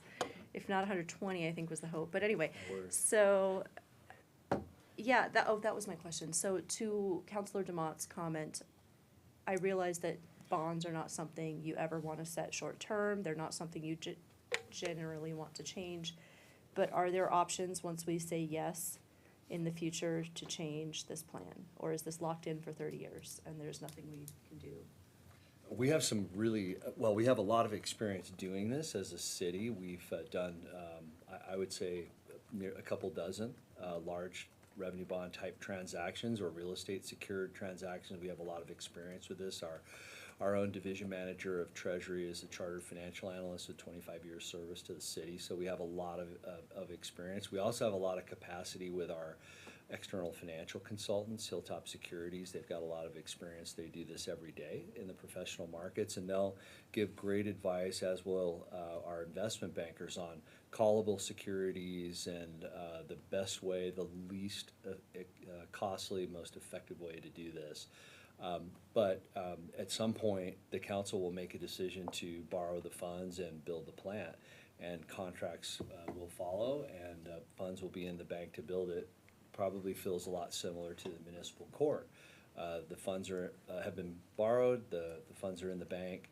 It's being designed, and it will be built with a contract approved by the city council. So hopefully that gives you a little range of action and next steps. So in the future, in this 30-year plan, debt plan, we cannot change our course of action going forward. Is there a way 5-10 years in the future that we could still ask for or take advantage of other state or federal programs? Absolutely, yes, and our staff will continue to pursue those as we always have. We would also, if interest rates go down significantly at some point in the future in the right circumstances, we would be able to refinance. But just as with a home loan, you borrow 30-year mortgage, build a home, you move into it. I don't think anyone wants to buy the utility, so unlike your house, you can't quite sell it, so you'd have to, as a city council and a community, be thinking very long-term that way. So, but yes, we will always be looking for state and federal funding to decrease our cost of capital as a utility or become more efficient in our operations or protect the safe drinking water for our residents. We'll always be looking to do that. Counselor Hutt? I don't have any additional questions. Okay, Counselor Aaron? So my question with the whole project, it was meant to replace Semper, but it's only a 15 million gallon a day plant, and Semper's a $44 million a day plant. So what happens when we supposedly replace Semper with a smaller plant? How are we financing the rest of it? Yeah, Councilor Ireland, I'm only here tonight presenting the financing plan for our drinking water facility. So is this only for drinking water? Semper's gonna be for everything else? Is this only for drinking water? This is for a new drinking water facility. Yeah, but it doesn't have the same capacity as Semper. It's a third of the capacity. So we can't replace Semper with it. I would say at a future study session, our city engineers could describe the consumption and water resources and capacity at what would be the three Well, I know we need locations. 54 million, and we already have that with what we have now. So I don't understand the whole project, but, or how you're gonna finance the other two phases to replace Semper, because this is already costing 220 million. So I don't approve. My question is, I kept looking for 20 versus 30 year, and what is that cost difference?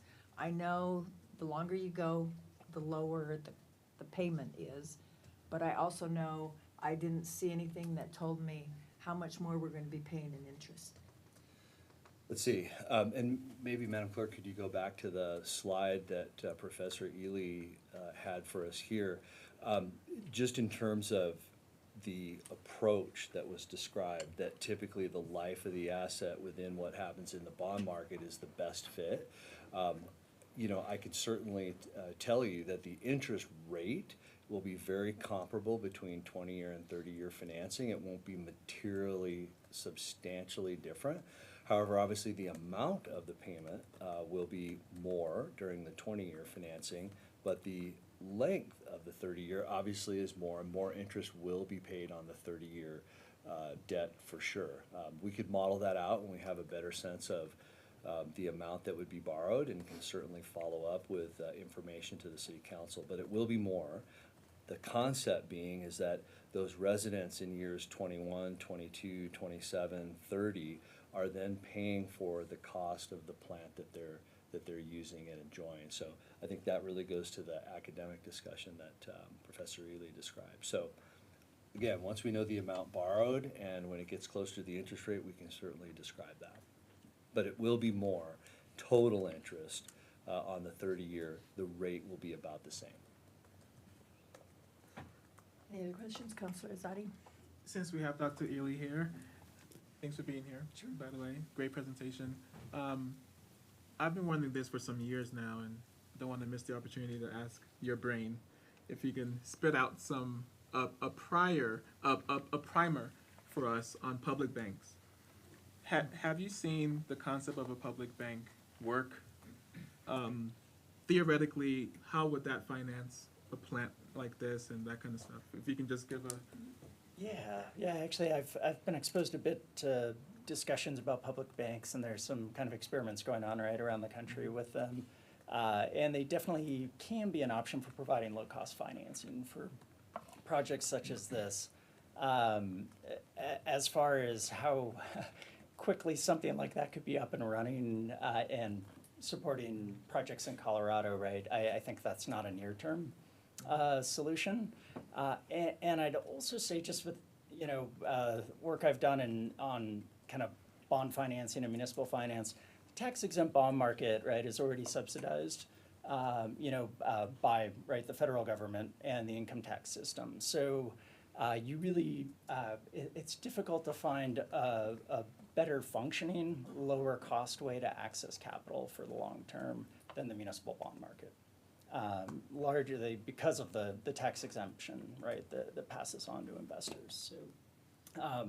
So I think the public bank is an interesting idea, and there might be, right, more of that approach in the future, but it's pretty difficult to beat kind of the efficiency of the tax exempt bond market and the low cost of borrowing for state and local governments. Okay, thanks. Anyone else? Okay, so the first question is, do you approve the revenue bonds? Yes. Yes. No. Yes. Yes. Okay, you have votes for that. 30-year borrowing term. Yes. I'd like more information first. To your point, I feel like that should have been part of this tonight. No. I would like more information too, but generally I think that you seem like you're on a good track, but I would like to understand that full cost between 20 and 30 years and what it's costing the city. Ditto. I also think that. So are you a full or a half? I guess I'd be a half if we're gonna ask for it. So we have 3.5, so who do I Well, I have? would be a half, because I say yes to 30 unless Yeah. they come back saying 20 is a better Yeah. financial decision. With Amber. So it sounds like you need more information brought to us so that we understand what we're saying yes to. Okay. Drinking water costs, Study session. study session. Just to come back with a study session once we have a better Is idea there- of what it's gonna cost. Do you need us to approve that, or? You don't need to, just say. It's coming. Yeah, it's coming. Okay. Okay, so do you have enough now? Thank you. Okay. Appreciate it. Thank you, Dr. Ely. Thanks, And, Dr. Ely. concludes our presentation. Thank you. Okay. Keep going or break? Oh, break? I would like a 5-minute break. Okay, break. And there's There's my cake. Christine's birthday cake in Oh, the, happy birthday. Happy birthday. in the kitchen. We got 2 phones.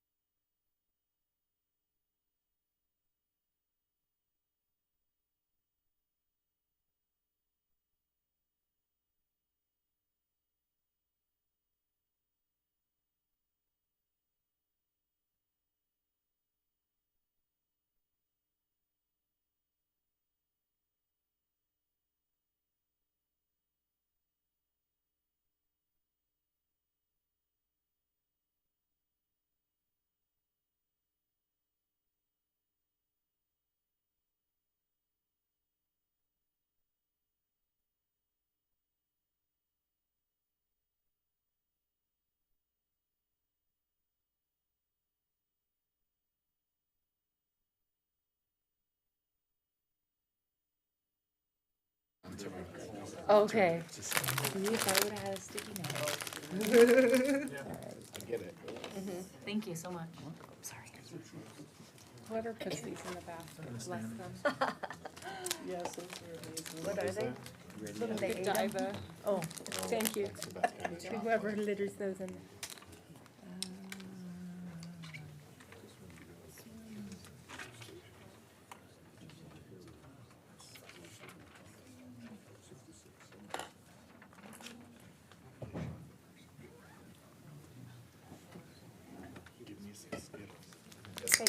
Okay. Mayor Pro Tem, councilors, we're gonna talk to you, for the next item this evening about unfunded capital needs and some funding sources.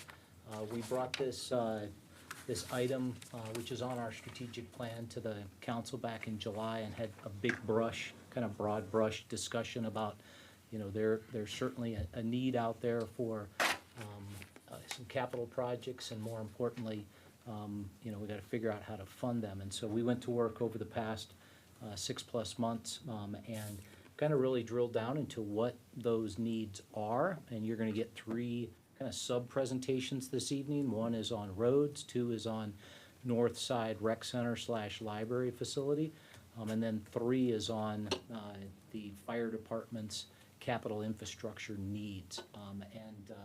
Most importantly here is don't like bringing you a problem without a solution, and so I think the goodness of this presentation will show that we have solutions to address these identified shortfalls in our unfunded capital needs. And so I'm going to pitch this over to Assistant City Manager and Chief of Staff Chris Lindsay, who will get us started. So Chris, go ahead. Thank you, Mark. Good evening to everyone. Happy to be here tonight talking about our capital needs. As Mark mentioned, we're going to talk about 3 areas of focus tonight: our increased streets maintenance costs, rec and library services in North Westminster, and also a renovation and expansion of the city's fire station network. Staff has identified these as the 3 most critical areas of next capital investment in the city. This follows along with your strategic plan, with the city's strategic plan, strategic priority 5, robust infrastructure, providing safe and equitable access to core services and amenities by safeguarding and maintaining and improving the city's water, wastewater, stormwater, mobility, and roadway systems. And specifically, action item 5.3C, develop recommendations and an associated action plan for addressing deferred maintenance on infrastructure, roads, facilities, and equipment throughout the city. I'm going to guide you along a number of sub-presentations tonight, and we're going to start off this evening with our Public Works and Utilities Director, Paul Knippel, to talk about streets. Good evening, Mayor and Council. What we're going to talk about tonight is the street pavement, the asphalt itself, not really the curb and gutters. The asphalt is a driving surface that we have in the city. We have a system by which we measure and produce a pavement quality index of all of our streets. It's an industry standard. Our neighbors in the Denver metro area and throughout Colorado, and in fact the United States, use if not the same, a very similar way to measure the quality of your pavement. One thing to point out is that we look at the asphalt pavement in general has a driving surface on it, which is about 2 inches of asphalt, and then underneath that is another 8 to 10 inches of road-based material. And so the road-based material is really the structural part of the roadway, and the asphalt is your driving surface, provides the skid resistance, the smoothness of the roadway, and prevents, one of its significant roles is to keep water and moisture out of that base material. As water begins to get in there, it freezes, thaws, it causes it to get soft, and you lose the entire integrity of your pavement, and you're up for a rebuild. So when we look at the condition of the roadway, we're looking at the entire full depth of the roadway, not just the very driving surface that you see, but the entire thing.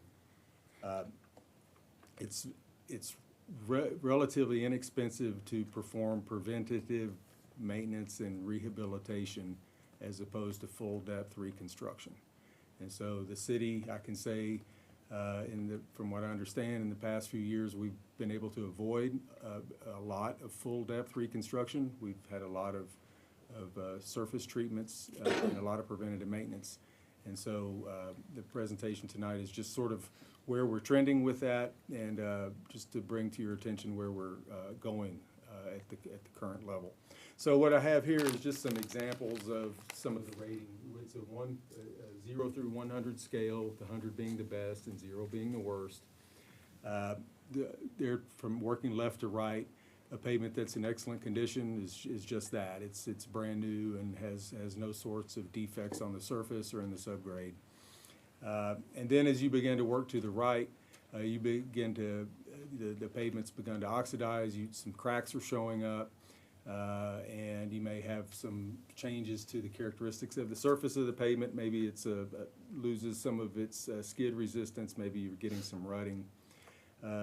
There in the fair condition, the pavement is still fair. There's cracks, but you can see there's an awful lot of crack sealing that's gone on with this particular example. We have other ways to seal cracks when it gets to a point. This is probably an extreme case of crack sealing. You can do an overall surface where you put a slurry down and you can cover the entire surface if you have enough cracks. And then on the right, this visual may not really tell the story, but this pavement that's in poor condition would have significant degradation of the structural integrity of the pavement below the driving surface. So this piece of roadway is probably too far gone at this point to do any sorts of rehabilitation or maintenance, and would need to be rebuilt. Right now, our overall rating in Westminster is a 54, and if the next slide kind of gives us an indication of sort of where we've been and where we are now, and so along the bottom is the bottom axis. There is the years, and then the funding on the left vertical is basically in millions of dollars. So in 2017, we had roughly $10 million of funding going into pavement maintenance, and we had still a fair score. That wouldn't be considered a good score. That would be a fair score. And then from 2017 to 2019, the funding levels increased, and the pavement condition arguably stayed about the same. It dropped a little bit. Some of that could be attributed to rising costs in asphalt. We're really having to work against inflation quite a bit with this. And then 2020, COVID happened. There was a drastic cutback on contract work. We just left it to our street crews, and they have, as capable as they are, they have limited ability to really affect a change in the overall maintenance of the city. And the pavement indice, pavement quality index dropped. 2021, we had our chief supplier of asphalt went offline. So we had a double whammy in those 2 years, and we had a continued decline in the pavement condition. 22, we were able to take some saved revenue from 21 and apply it, so we had a pretty good jump in funding, and we had a little, again, but it wasn't enough to really move the needle. And then this past year, the council put in roughly, in 2023, $7.6 million toward asphalt, and the yellow is ARPA money that was available from the federal government. A lot of that went to Westminster Boulevard and 120th.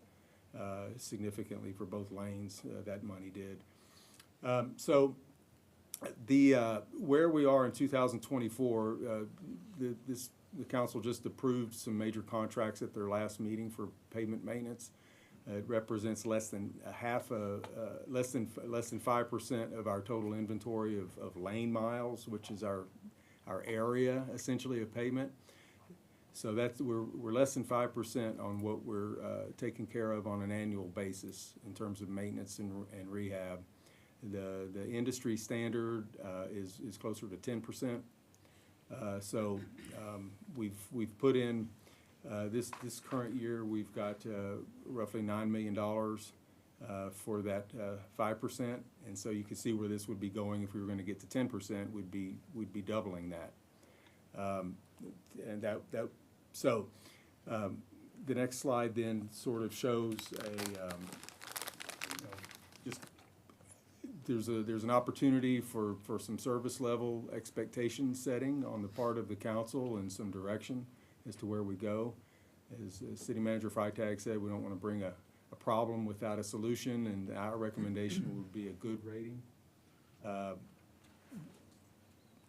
What that would mean to get to that point, when we do have some models that we run for funding versus what the pavement quality would be, and that would be roughly double of what the money we have right now. So if we've had 9 million, we'd need to jump up to 18 million. The amount of money that we need to kind of maintain a good score at that 10% level is around 14 million a year. So I think what this all boils down to is that I would, a good goal, if I'm speaking on behalf of pavement throughout the city, a good goal would be a $2 to $2.5 million a year increase for the next 5 years. That would put us in a very healthy place to both dig us out of sort of the decline condition that we're in right now and set us on a path for sustainability. That would be a goal that I would suggest. I won't say that things are going to fall down completely if we don't do that, but those are sort of the numbers that we have generated. And we can put together I think the main point of tonight was just sort of to show that streets is something that could use some more attention financially. And the goal would be to increase the funding for that, and we can certainly bring back some more detailed analysis and sort of dial it in as we get into the budget process and we have some other interests that come forward. That's the conclusion of my portion this evening. Yes, sir. Councilor Dumont? So I'm glad to see we as a city, I know that council has helped or has approved and asked for us to improve how much money we put there. You mentioned the ARPA dollars that we put towards that. So I think we've made a move in the right direction. And to your point, I think we probably still have room. But one of the things I'm curious about, so you showed where we're at in this index from 2017 to 23. And so it would be interesting to be able to see the prior 10 years if we have that available, just because I'm curious where we rated. And then the other thing that you may not, that I don't see in the staff report is where do we rate in the state average and national average as far as our, the quality index.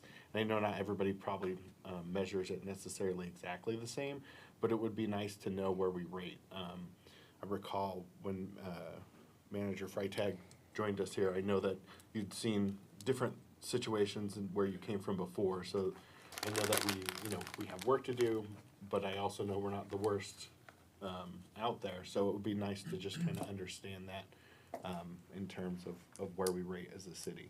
I'm glad you asked that.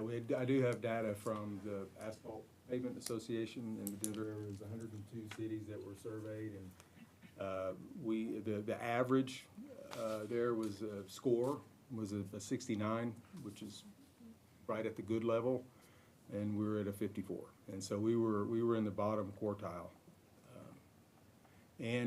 But your point is probably accurate. Not everybody's measuring things exactly the same.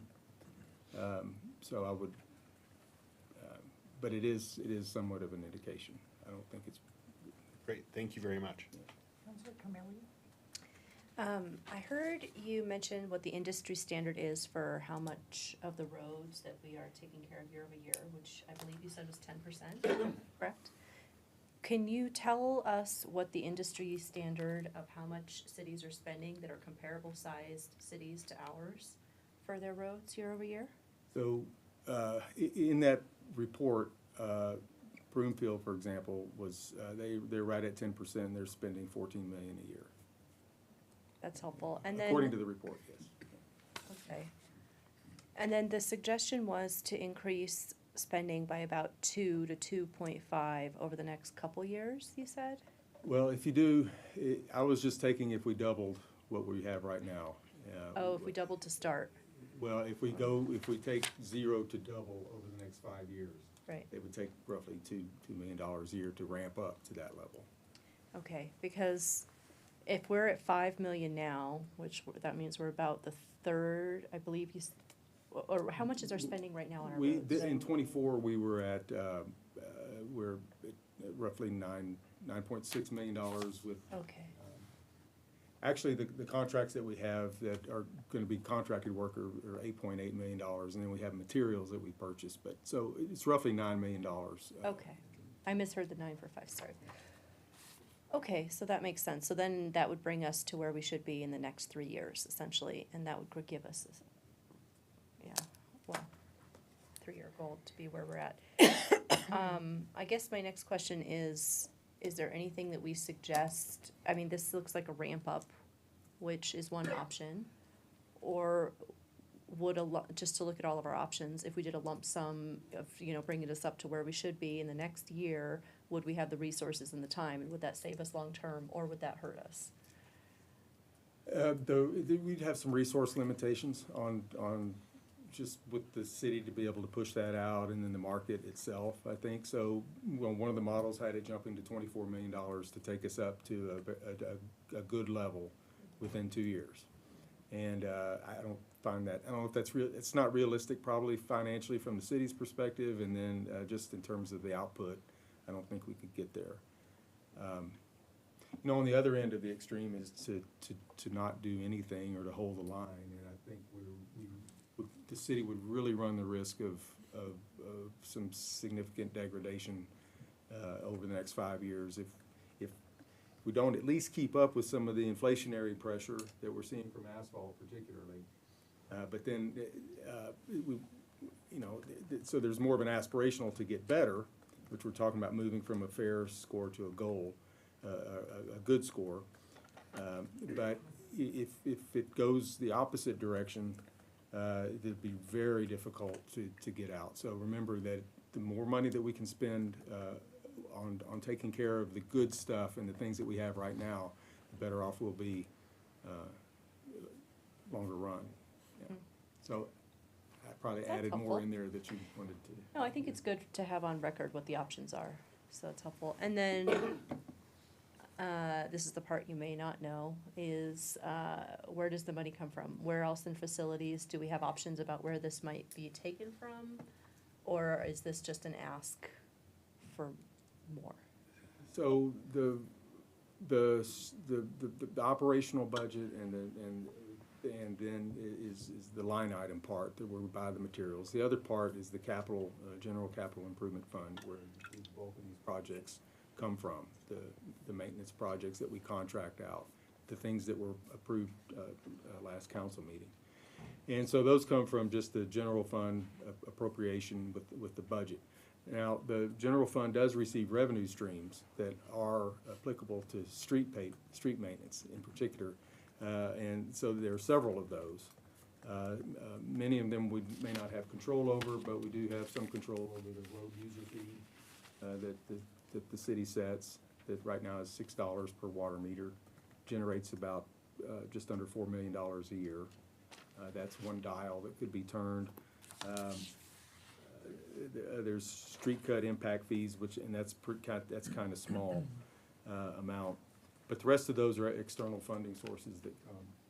Highway user tax fund, combined road and bridge tax, and then there's also some money from counties that we have, that all make up a revenue stream that goes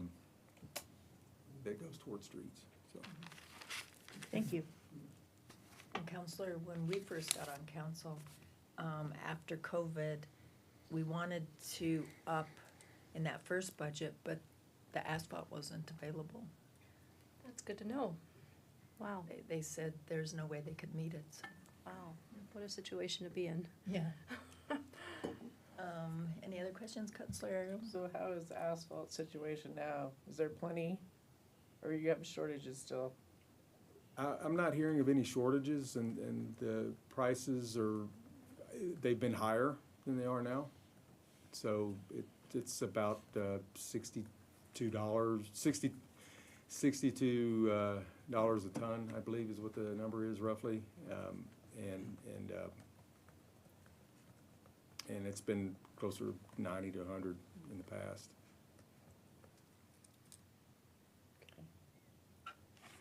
You thinking? Okay. Oh, yeah. Mayor Pro Tem. So I guess, I don't know if I have any questions aside from, I guess, just when we get to the budget conversation, having an idea of where we have some opportunities for bringing in more revenues. So I remember we had the conversation last year about the road, you weren't there, I don't think, the road impact fee per water meter for commercial uses, because they are only paying $6, and so a Walmart pays just as much as a single-family house. So again, just going back to where are the opportunities to increase some revenues to pay for this? Yes, and we've done some work. We have internally looking at how we tie that user fee back toward trip generation, as opposed to just being a flat across. And there's if there's an interest in that, we can certainly bring some options back related to that. And then another thing I'll add too, this year we're going to spend out of the maintenance money that we have for '24, we're going to put a larger proportion of it on residential streets than we have in the past. And residential streets are some of those that really are low scoring. So we hope to see that score bump up as a result. So that's a change in kind of how we're doing things that might result in an overall better network level score. So we'll have that at the end of the year. That's kind of late for the budget already, because we do the scoring after we do the work. Then we see how we score, and that usually happens in the fall. But so there's a couple of things there. One is what we're doing and how we're doing business, and then the other one, we can look at some of these revenue streams and bring back some options on that. Great, thank you. Councilor Azadi? I'd also like to see that, because, and not just where we can turn up the fee, but where we can turn down the $6 fee. So I went to a senior facility last week, and 30-something residents, a lot of them were complaining about how they are getting charged this fee, but they don't drive anymore, right? So there's an inequity happening on how and who and what kinds of facilities we're charging. So I think some need to be charged more, like a Walmart, but some need to be turned down because the cost is too high for folks who don't even use the road. So if you can bring back those options on both ends. To that point, we had asked, and I don't know what the conclusion of that was. Over the last couple of years, we had talked when we did the increase to go to households or dwelling units. We had also talked about equalizing from the businesses, because businesses obviously bring in people from outside the city and they're using our utility. And I know there's a balance because they're also paying sales tax, but I don't know that we ever really put a bow on that conversation, so to speak. So I would be interested in, what kind of, if there was ever anything that came out of staff's reviewing of that, because to Councilor Zadi's point, I do think it's something that we should try to address, because part of the whole conversation, if I recall, was to kind of equalize so that everybody was paying into the same system that they're all using. So Yes, we can do that. Anyone else? I would just like to second what Mayor Pro Tem, Councilor Azadi and Councilor Demott pointed out, with the charging and the inequities. I know for me, when I look at the water bill, it's not just about water. And so when we get into budgeting and whatnot, I pay $7.76 a month for water. I pay 21 something for stormwater. But then with all the other things that are on that bill, my bill is 56 something. So I just don't know how we can make a true water bill and not have these, and I know it has to be collected through somehow. So I haven't in my head woken up at 3 a.m. with an answer. But we hear people say, look at our water bills. Well, at least half of mine has nothing to do with water. And so that's giving false peace to the people of, they aren't looking at all of that, especially, some people just get their bill, pay it, don't look at all of those things. The water meter that's on there has gone from, in the last 2 years, it was at 12, it's 13, now it's over $14 a month. And we have the infrastructure fee and the road fee. I just don't know where we put them, but I just think it's better for people to see their true water bill and know what it truly is versus having all these add-ons on there. So as I look at the budget, those are some things I will continue to ponder. How can we make things, even if we break it out better, if that's the only place we have to land some of this stuff, but have an explanation where this is going for your sidewalks, for roads, this is your meter fee.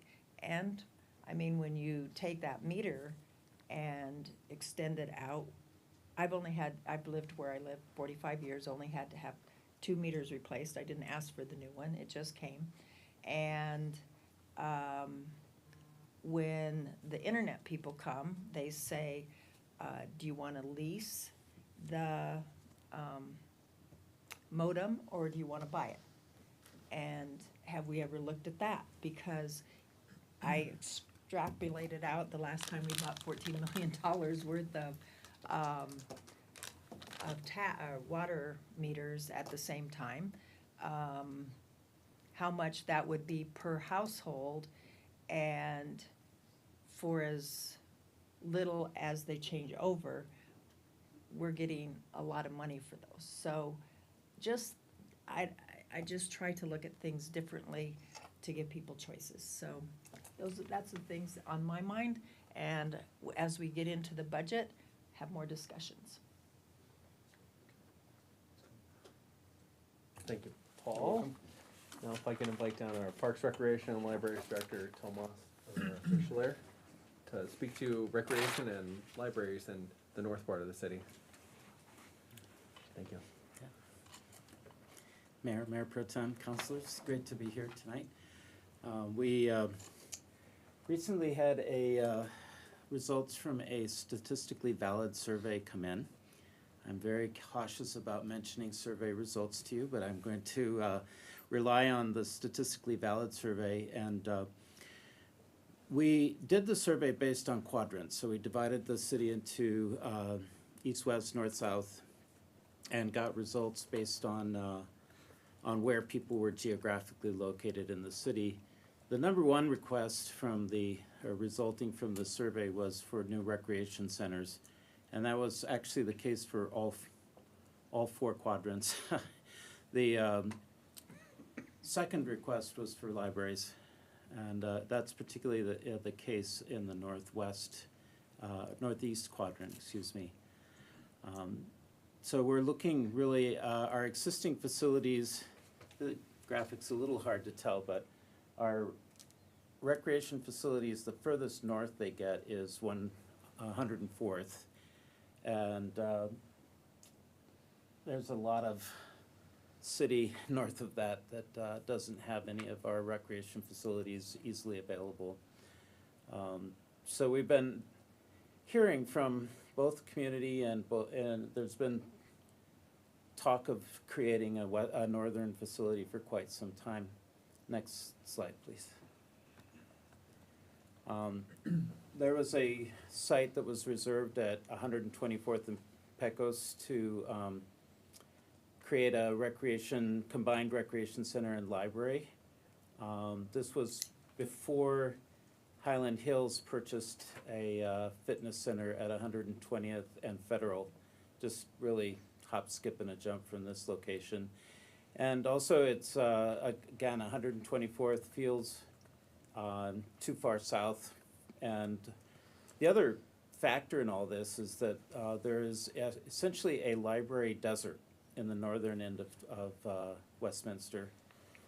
We've talked to Broomfield and to Anythink Libraries, and Anythink does have plans to build another library in the north, but way, way east from where the Orchard and Westminster is.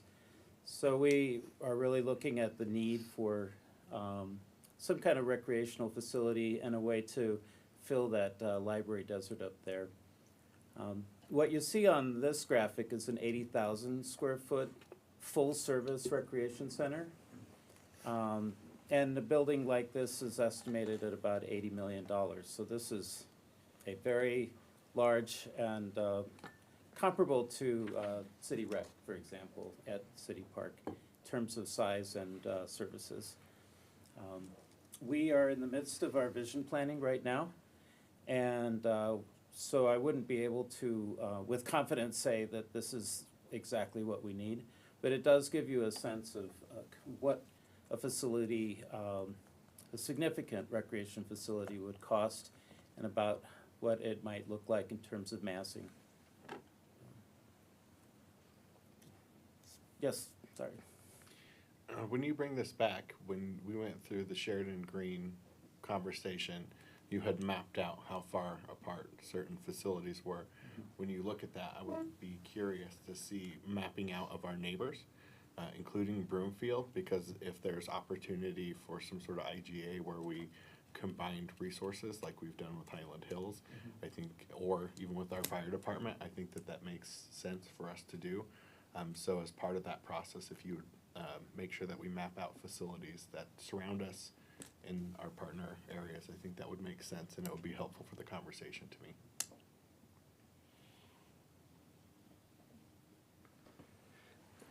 If I could wrap this section up around the north area of the city, there's an existing urban renewal area in the northern part of the city.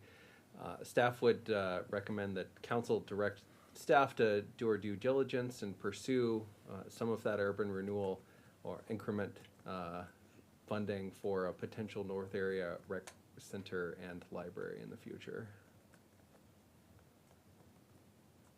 Mayor Pro Tem. When I look at the map, and I can't help but think about just where is our population density, and so, and just overall population. I know it gets a little bit thin as we get to the north end.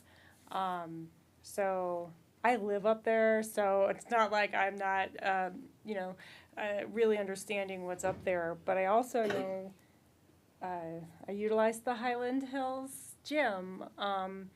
I go over to Broomfield, Paul Derrida, to Councilor DeMott's point, because it's so convenient. I would love us to just be looking at, like, before we spend $80 million in a place where, yes, it's north, and we just don't have a ton of population up there, so how far north do we go where it starts to just thin out?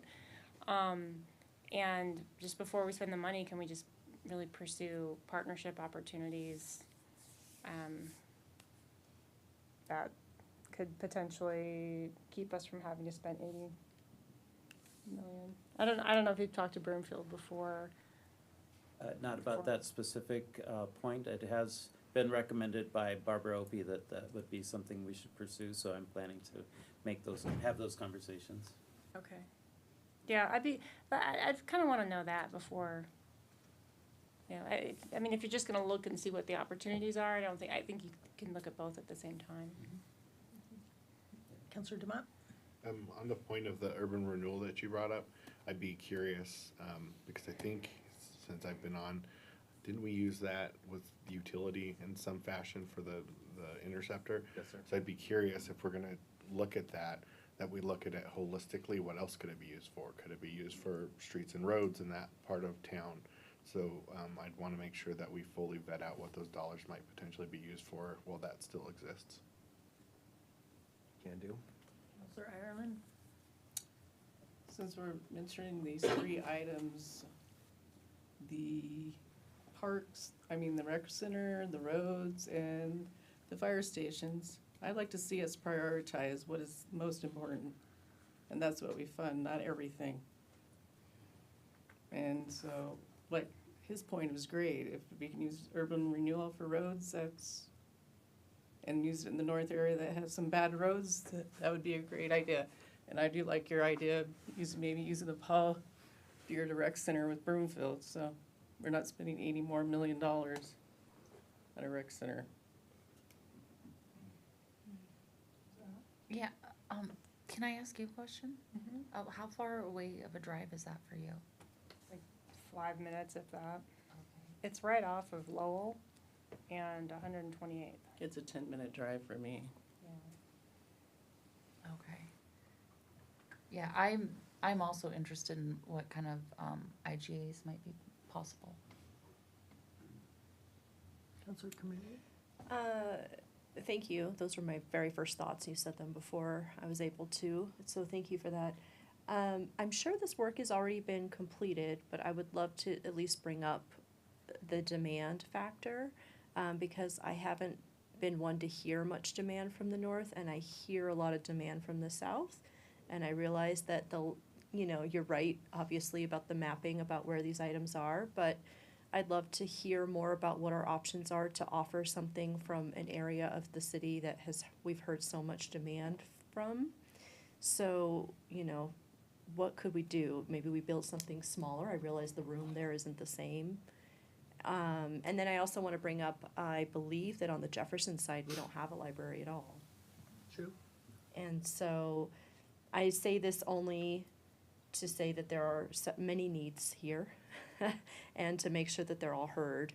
And yet, in the face of all this, like you said, there is really just nothing at the very far north. But I just want to make absolutely sure that we're meeting the demand properly, so I'd like a little bit more conversation.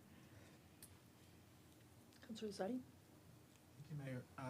I agree with Councilor Demott. I think it's a great idea to take a step back, and if you can bring back what other uses the urban renewal funding could be used for, and I'll be curious on that.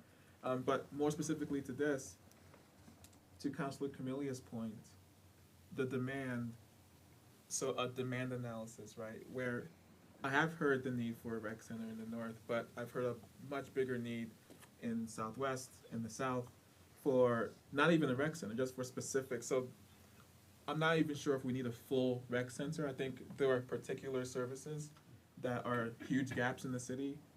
I'm hearing a lot these days on a tennis center, that there's a whole underworld, y'all, of tennis enthusiasts who spend a lot of money in Arvada and neighboring towns, but our tennis courts are so dilapidated.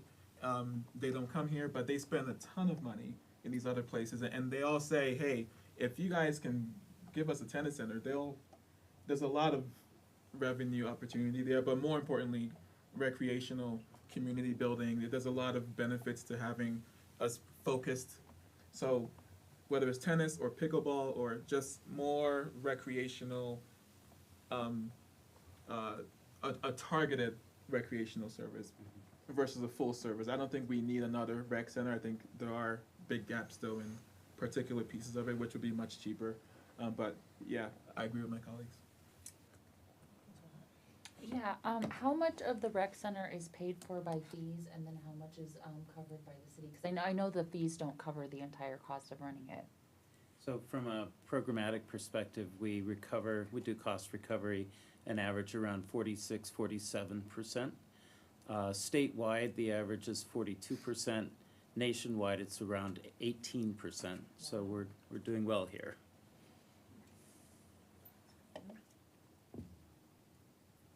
All my colleagues have said everything I would have, so I won't waste people's time, but do you have what you need? Yes. Okay. Thank you very much. Yeah, Thank you. good. If I could invite next Chief Derek Menard to speak to our fire stations.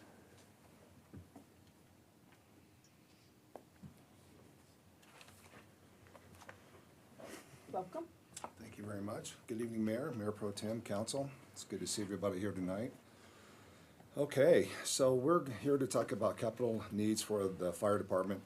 But one of the things I want to talk about first is that when we look at the capital needs of the fire department, this is a process we started back in 2006. So in 2006, we had a third party come in, a company called ESCI, that took a look at our stations back at that time and our future needs they projected out. And a lot of what we're going to talk about tonight was actually in that 2006 study. In 2018, when we went for our accreditation, the first time we went through, we do what's called a community risk assessment, and then we also develop a standard of cover. And during that process, we also identified the gaps in service we're going to talk about tonight, the needs for the stations, the remodels, the rebuilds, and so forth. In 2021, we had a third party come in, which is the company HB&A. They were an architect firm. They also did a facility study for the fire department, and they confirmed what we're going to talk about tonight as well. So we've had 3 different studies talk about what the needs are of the fire department. And here we are almost 20 years later, and that's what we're going to talk about from 2006. So when the survey that went out recently, and I'm aware that you all have a copy of that, it talked about the 4-year increase from 2020 through 2023, which was about a 4,500 call increase, which is a 37% call growth in that 4-year period. That's significant in our business. Usually we're in about a 3 to 4% trend over the years, which you can see on this slide. What I think is important about the slide in front of you is that we look at the 20 years. In 2003, the fire department had a need. We were browning out Station 2. We couldn't staff it full time. We needed more medic units to meet the call load. We needed to add a truck company to the city. And so those are things that we looked at along with the police department needs in 2003, and we passed a public safety tax, which was called 2A. 2A provided 36 firefighters, provided 2 medic units, it provided a truck company, and we were able to staff Station 2 full time. So that provided a lot for us. And when you see that number, that's 7,400 and about 7,500 calls, since I can't see that far.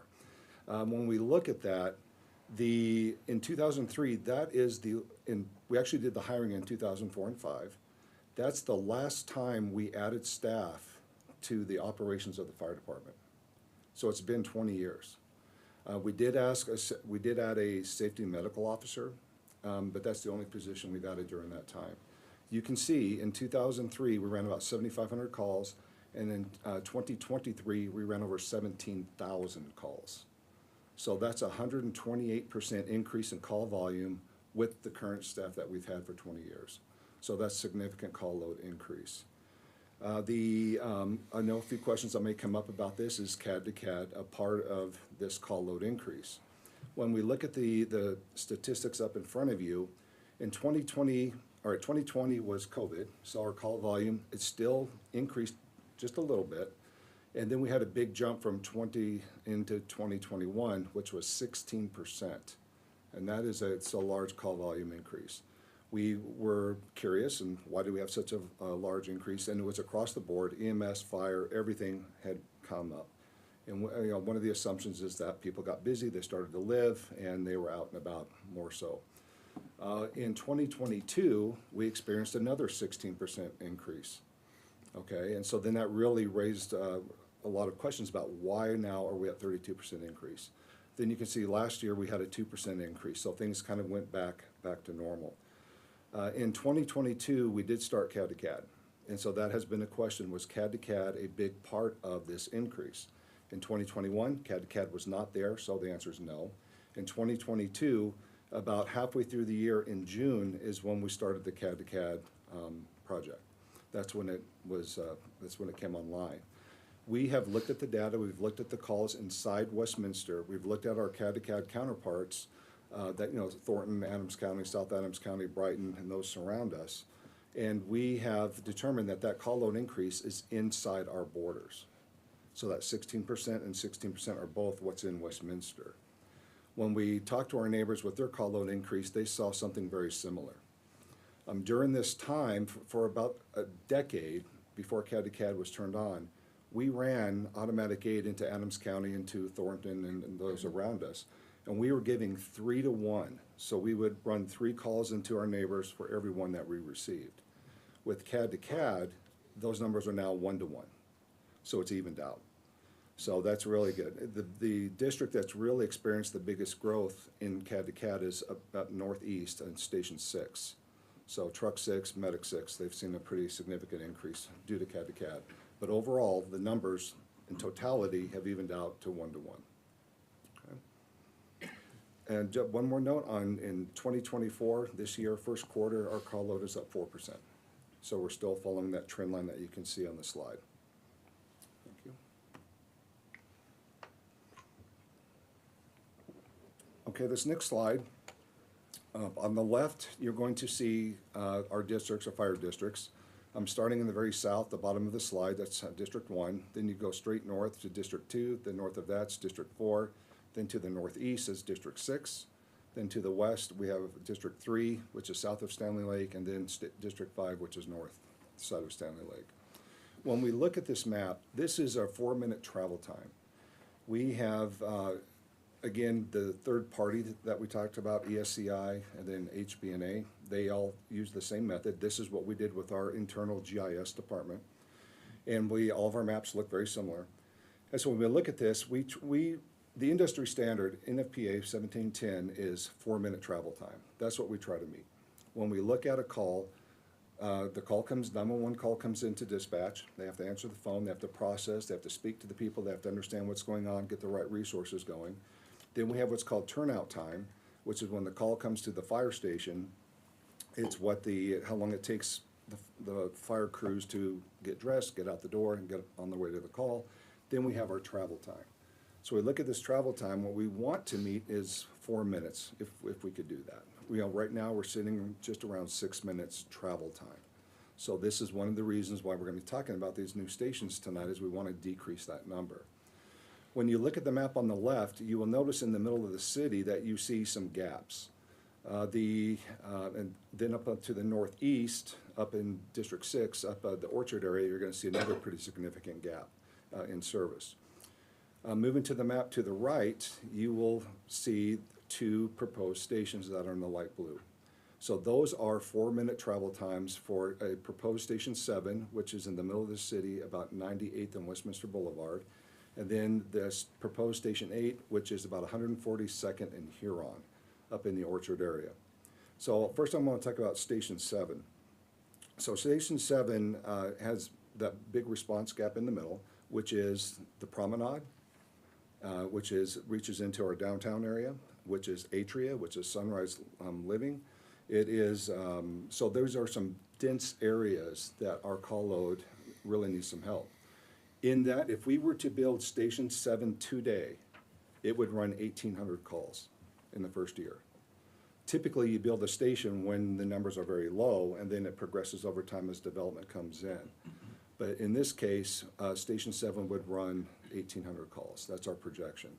What we did is we used GIS, we used our data, and we were able to extract that, and that's the number. That's what we came up with, and we're very confident with that number. When you look at this area, it's not just about the first unit response time of trying to hit that 4 minutes, but it's also a very important piece of this is what's called resiliency. When we talk about resiliency is that if we have a fire in the city, and how is the rest of the city going to be covered? How's it going to respond? Can we take care of the rest of the citizens? It's about reliability.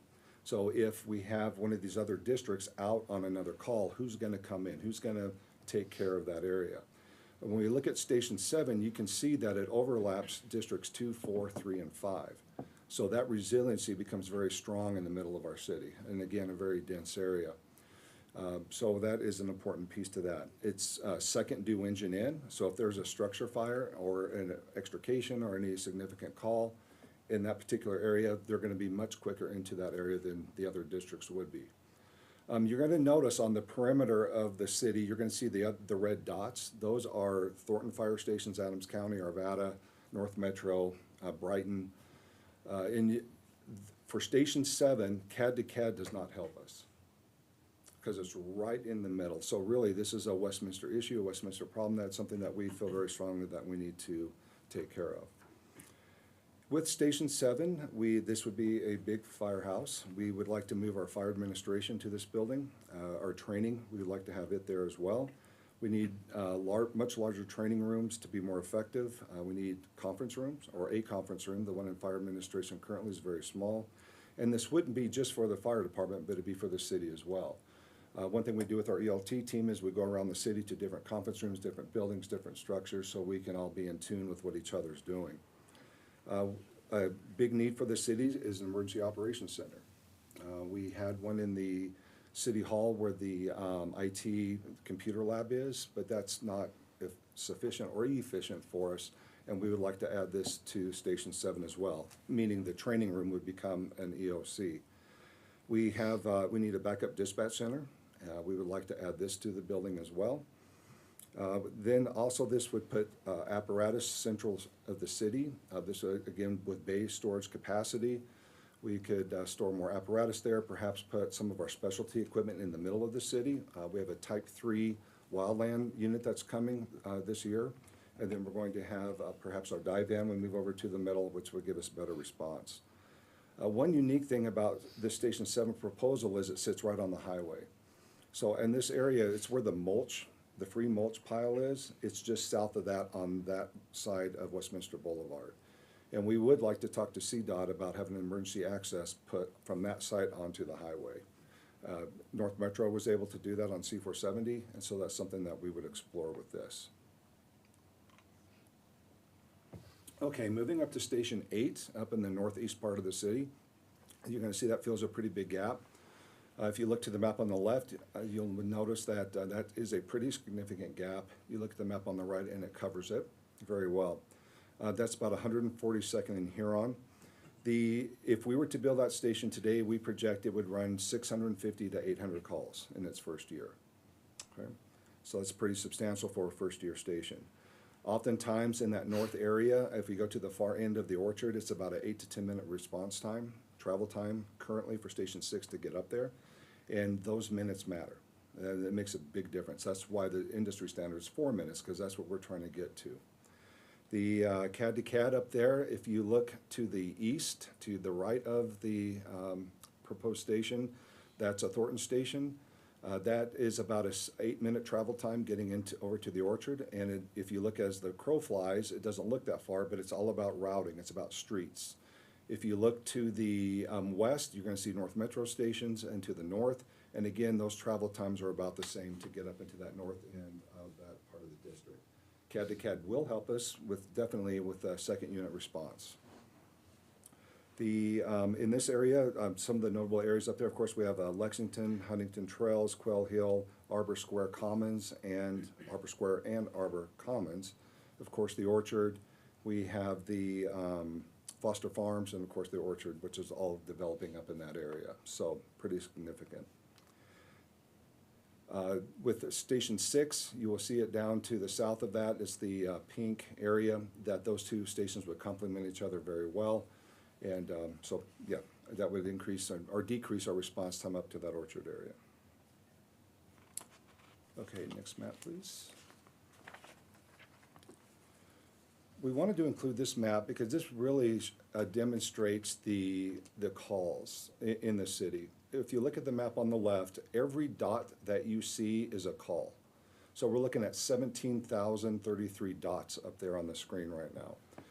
If we look at Station 3, which is the yellow side, Stanley Lake area, you can see the solid yellow color. That is the 4-minute response time.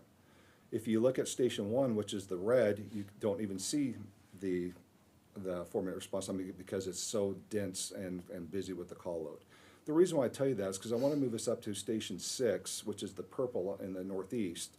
You can see the 4-minute travel time underneath the solid purple. But when you look at Station 6 and you head north of that, we quickly get to dots that are outside the 4-minute response time. And you can see all the way up to the orchard what that looks like, and to the north end of the city. I point that out because on the right side, if we stay up there in the northeast, we look at proposed Station 8. When we looked at that first map, it looked like our bleed over into Thornton and into North Metro was pretty overwhelming. That, look, we're covering more of theirs, or just as much of them as we are ours. But look at the dots and look at the density of the calls. That's what we wanted to point out with this slide, is that the call load up north with Station 8, look how dense that is, the call volume up in that area. So, and then as it comes down towards Station 6, so that Station 8 would make a significant impact to the citizens of Westminster. Yes, of course, it is gonna help with CAD to CAD to our neighbors, but you can see that those dots are much smaller because that's really a rural area. And Not we're for gonna- long. What's that? I said, not for long. Broomfield's adding to your northeast 9,000 apartments. Okay. All No right. secret. Okay. And we're gonna sit on this slide for a minute. So, one thing I wanna talk about is the staffing of these stations. So when we add 2 stations, obviously the staffing that comes with it, we have estimated that it's gonna take 47 people to staff the stations and support. So what we're looking at is 45 people to staff the stations. And what really, it's 21 to staff each station is what it takes, and then 3 battalion chiefs, because we would have to add a second battalion. Typically, you look at span of control between 5 and 7. Here, we're gonna have 8 stations plus all of the apparatus that go with it. Now, when we talk about 21 people, if we have an engine and a medic out of those stations, that's 15 seats, or 5 seats per shift we need to fill. So that's 15 seats. And so why are we at 21? What we do is we use what's called the shift relief factor, and the factor is 3.9. And when we take that number, the way we derive it is we took every person on the fire department, and then we take their max leave accrual rate. We look at a 5-year trend for sick time. We look at a 5-year trend for on-the-job injury. We look at a 5-year trend for FMLA. And we take all of that data and we combine it, and then that's how we come up with what the shift relief factor should be. That 3.9 is a factor that we've seen other studies use, but we did not just take 3.9. We wanted to verify that was what was right for Westminster, and that's what it is. So that's where we came with that number. So that is 21 staff per station, 15, then we need the other 6 for vacation, sick, and all the other things that come with that. We need support for training because that's going to grow.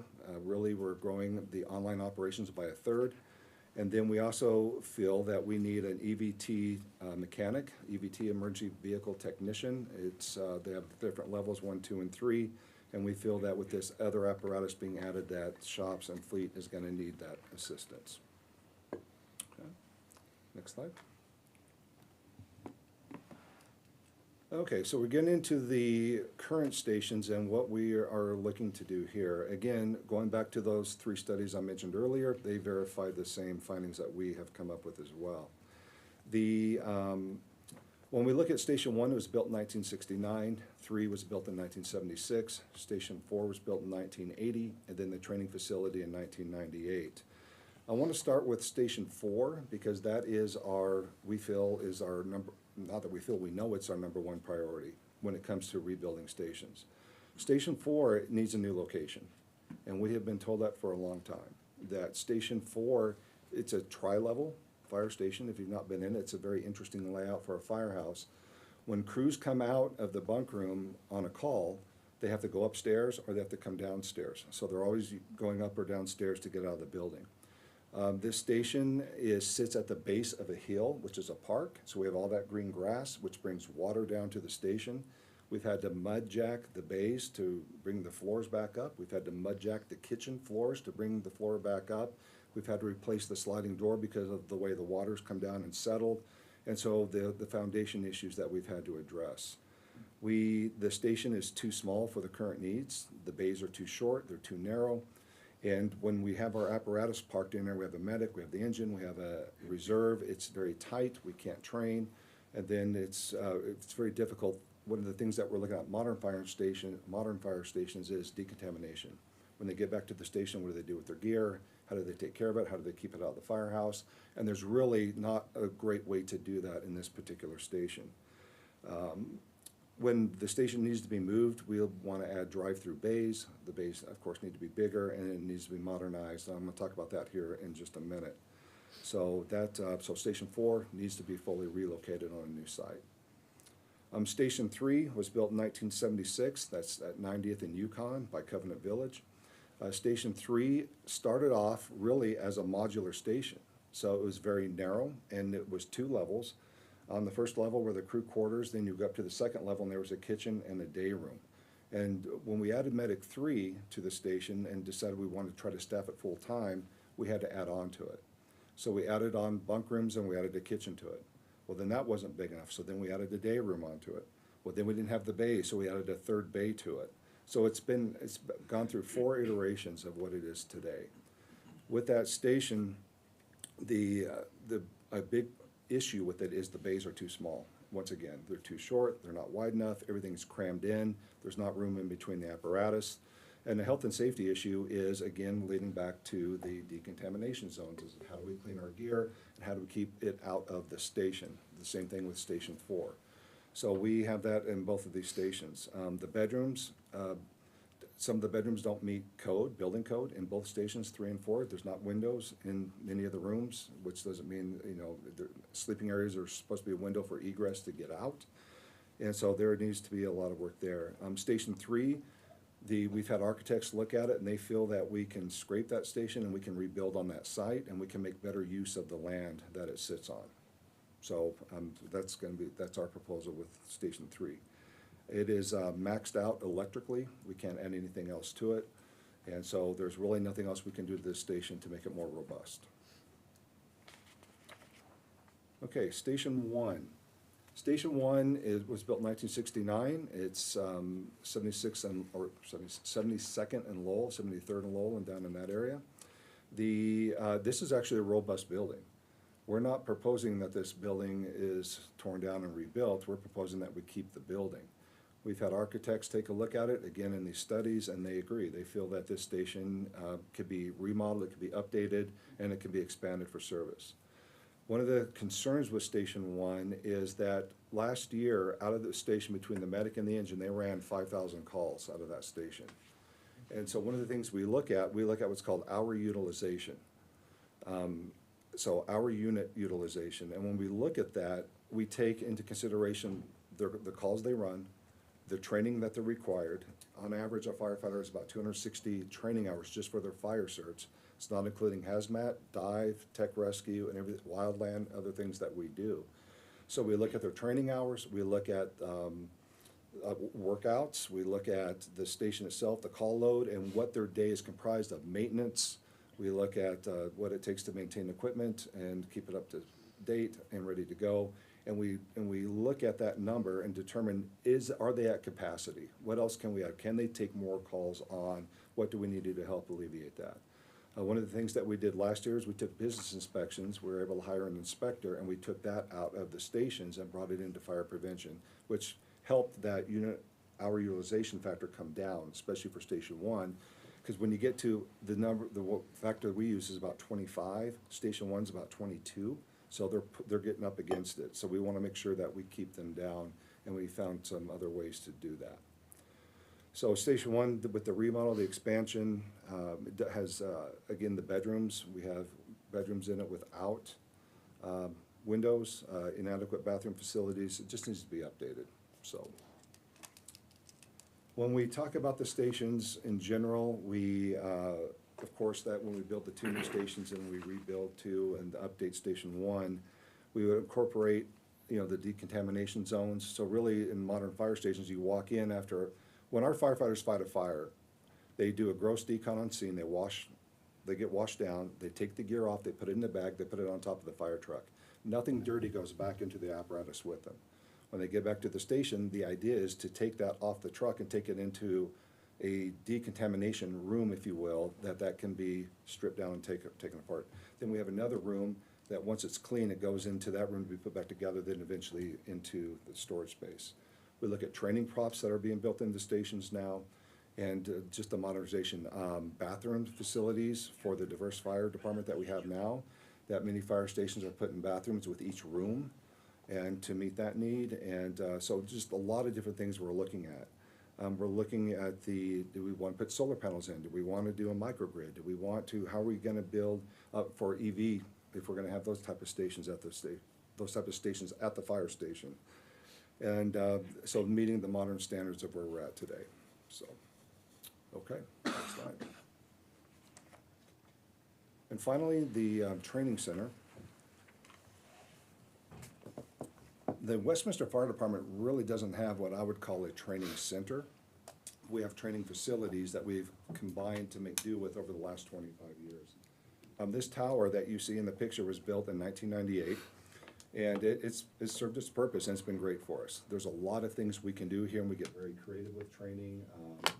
So we can do confined space there. We can do, as you can see, the firefighter doing a bailout drill, ladders, hose lines, stair movements, all kinds of different things at this tower.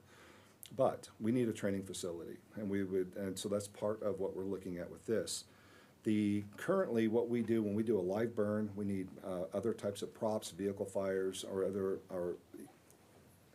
I'm going to say a more robust confined space or trench rescue, those type of things, high angle rescue. Oftentimes we go up to North Metro. North Metro's training facility is about 160th in York. So we go up I-25, we get off at Highway 7, then veer off on 160th to about York, and then it's north of there. So it's a 25-minute travel time each way. So it takes our crews an hour of travel time plus the hour to 2 hours of training up there. The North Metro facility, it's a great facility. Thornton is now a partner with them, which has made it even more difficult for us to get training time at that facility. So when we do 2 live burns a year, and to do that, again, you can see where I'm going with how difficult it is to get people up and back and ensure we have coverage in the city. The tower by itself, it's prone to graffiti. You can see it's a nice canvas for a graffiti artist there. We have people that drive through, and the idea is to move this tower from this location and move it to what ideally is Station 7. The site we're looking at is 7 to 8 acres. And then we can move that there. Then we would build a burn building there as well, and some other props that we need for our training. Station 7 itself would serve as the classroom, and that we feel that we would build that into it, and that it would be big enough to use. So, okay. And that's the end of my presentation, so I'm happy to entertain questions.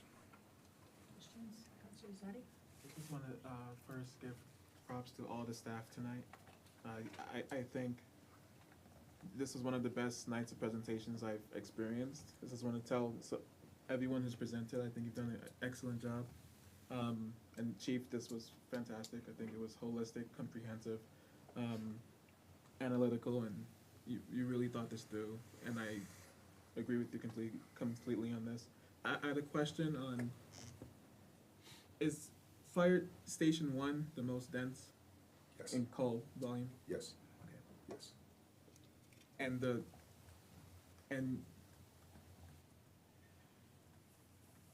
do we know how that compares to surrounding communities? So 1 is the highest, I assume those communities right next to 1 are pretty high too, and it just decreases as you go up? Correct. Yeah, that's a pretty fair assessment. Yeah, Adams County around us is equally as busy with what they call District 11 and 12. So yes, surrounding that area. And then yes, as you incrementally go up through, actually, Station 1 and Station 2 were always our busiest, but Station 6 is now, the second, it's the top. So they've gotten very busy up north, up in the northeast, which is another reason for proposing Station 8. And it's not just population, right? Right. Have you analyzed the root causes of? Well, here's what's interesting. From 2003 to 23, population's gone up 10%, and our call-out's gone up 128%. So we definitely look to see that, to see if populations, we were about 100,000 in 2003, and now we're 115, 116,000. So that's what it's happening. Yeah, we have analyzed the calls. We do that every quarter. We take a look at we get what's called a stat pack, and it gives us really detailed information on our calls, and we analyze that to see if there's a trend, if there's something happening. Do we want to tailor public education? Is there a type of fire that's happening more than others that we need to develop education programs, and on and on and on. And really, it has just been a constant growth across all parts of EMS. I mean, if you look, mental health is one area that's really spiked, COVID and post-COVID. That's the one area that's really grown.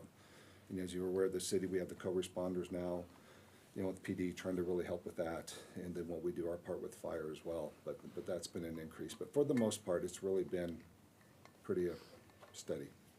Yeah, I was going to ask if there's that socioeconomic, so post-COVID, it seems like it's gone wild. But if there's a strong correlation between the socioeconomic despair, if you will, Yeah. of most of working people. Yes. With these calls, and I'm assuming, yes, mental health and all, behavioral related health. Yeah, that's a fair statement, yes. Thanks. Counselor Dumont? Couple questions for you. On the, well, and this might be something you could provide down the road, but it would be interesting to see on the call volume, how often there's a medic unit rolled out with those and how many, like, is it always? Because the other question I have, like, in that same vein is, I didn't see Station 5 up there, and I know there's been talk over the years about whether or not there should be a medic unit at Station 5, and I don't see any changes proposed for Station 5, and I'm just kind of curious on that, if that was discussed, or why that didn't make the cut. Is it just simply call volume, or? Yeah, it's call volume, and so looking at Station 5, so Engine 5 so last year it ran 1,500 calls. So that's, and then the other stations are 2,000 plus is kind of where we're at. And we feel that with Station 5, we have a paramedic that's on that apparatus, and that Medic 3 is so close, they get there pretty quickly. And right, if they're on another call, then that, again, we're going back to the resiliency conversation with Station 7, which has a very quick access into District 5. So at this point, we did not feel that we needed to add a medic unit to that station. Okay, that's fair. Mm-hmm. So I would like to, if you have any like breakdown further on the call volume that we could see visually, like this isn't very helpful, and it would just be interesting to see if you have that available at some point. The other thing that, I'm curious, and this is kind of a bigger discussion in whole, one of the things we've asked about in past is substations for the police department, north and south. And so if we're gonna look at making additions or fixes in Station 1 and then propose Station 8, I think it would be a relevant time for us to look at, is there, possibility not to just have them, and I know that you guys are always good hosts and allow them to come and use your facilities, but I think that presence would mean a lot to the city. And so if we're gonna look at this, let's do it right the first time and see if there's some opportunity for some co-space at Station 1 and Station 8 would be my ask. Just because to me it makes sense. I've heard the entire time I've been involved in this realm about, especially in historic Westminster, that there is a desire for presence down there from the police department. And then, we used to have the substation up at the Orchards, and that went away.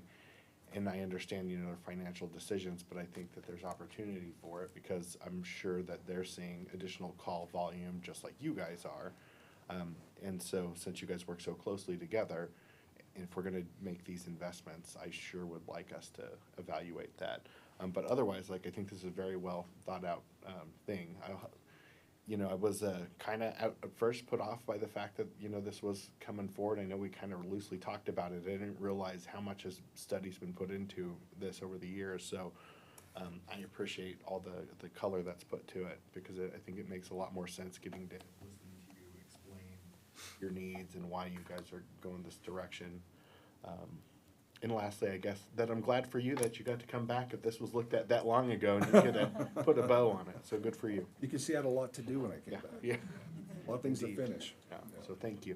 You're welcome. Mayor Pro Tem and then Councilor Ione. Right, so yeah, this was eye-opening, especially, we've been to some of the stations, kind of understand, they're older buildings, but just understanding just the level of lack of consistency with the code, and just, having to modernize them is a big task. So, I would probably, I just have a couple of thoughts. One, I do like the idea of, exploring the co-location opportunities, if we have any with PD, with whichever stations you're tackling. Two, it would be helpful to prioritize. Obviously, we're not going to be able to hit all of these at once, so it'd be helpful to understand what the parameters are for how you might prioritize. Is that just how many dollars are being sunk into a building versus, call volume? That would be helpful. And And then I had a question about the locations.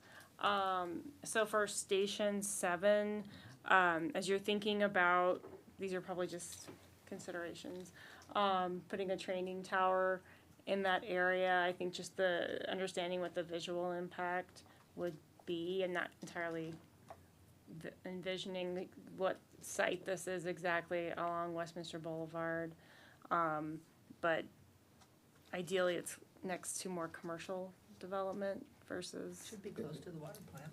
Yeah, it's an open space area when if you were coming 98th from Sheridan to Westminster Boulevard and you took a right, it drops down the hill. So it's right there at the base, there's the bridge that goes across the highway, so it sits down here and there's nothing around it. Across the highway is Westcliff Apartments. Yeah. And then on this side of the highway, there's nothing there. And yes, the water treatment plant would be catty corner from this site. Okay, so the tower might be just kind of more depressed into the. Yes, absolutely. Okay, Yeah. that's good. Obviously burns, I do also think about the air quality impacts. Well, one of the things about that is that we are looking at making it a propane or natural gas building for that reason. And for one, because anytime you have smoke come up, especially in the middle of the city, that's gonna garner questions and phone calls and those things. And then also, NFPA is strongly recommending that we get away from that, from Class A, as we call it, burning wood. We used to burn furniture, we stopped that years ago, but now wood pallets. Yeah, that's what Mark's like, oh my goodness. I can remember the trail best. Yeah. And then for Station 8, I just had a question when we were looking at the call volumes in relation to the coverage that these would provide. I think that's Amherst at 100, I can't tell exactly, but there, if you go back a slide, there's still that white, the coverage for some reason at the, I'm just gonna point, I know it's not helpful for people on the. I think I know where you're at, yeah, Amherst. Is that it right there? I can't. Yeah, so where you do not see color, most of the area, well, especially in the middle, not necessarily the middle, because we have the gap of the promenade and those areas of Westcliff.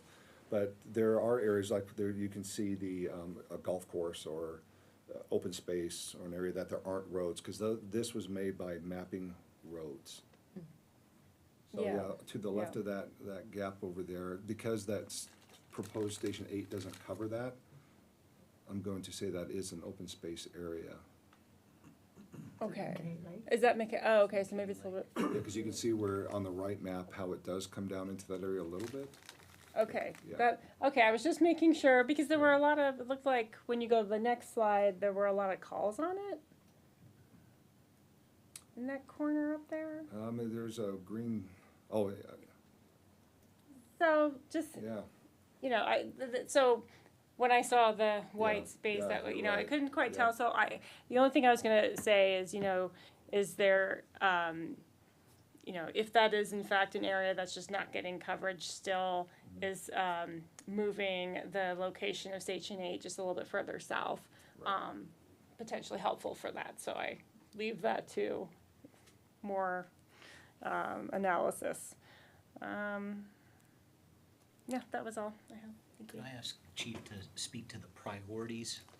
Mayor Pro Tem asked about priorities, so Yes. what's the number 1, 2, 3, 4, so on? Absolutely. So our priority list is Station 7, then Station 8, Station 4, Station 3, then Station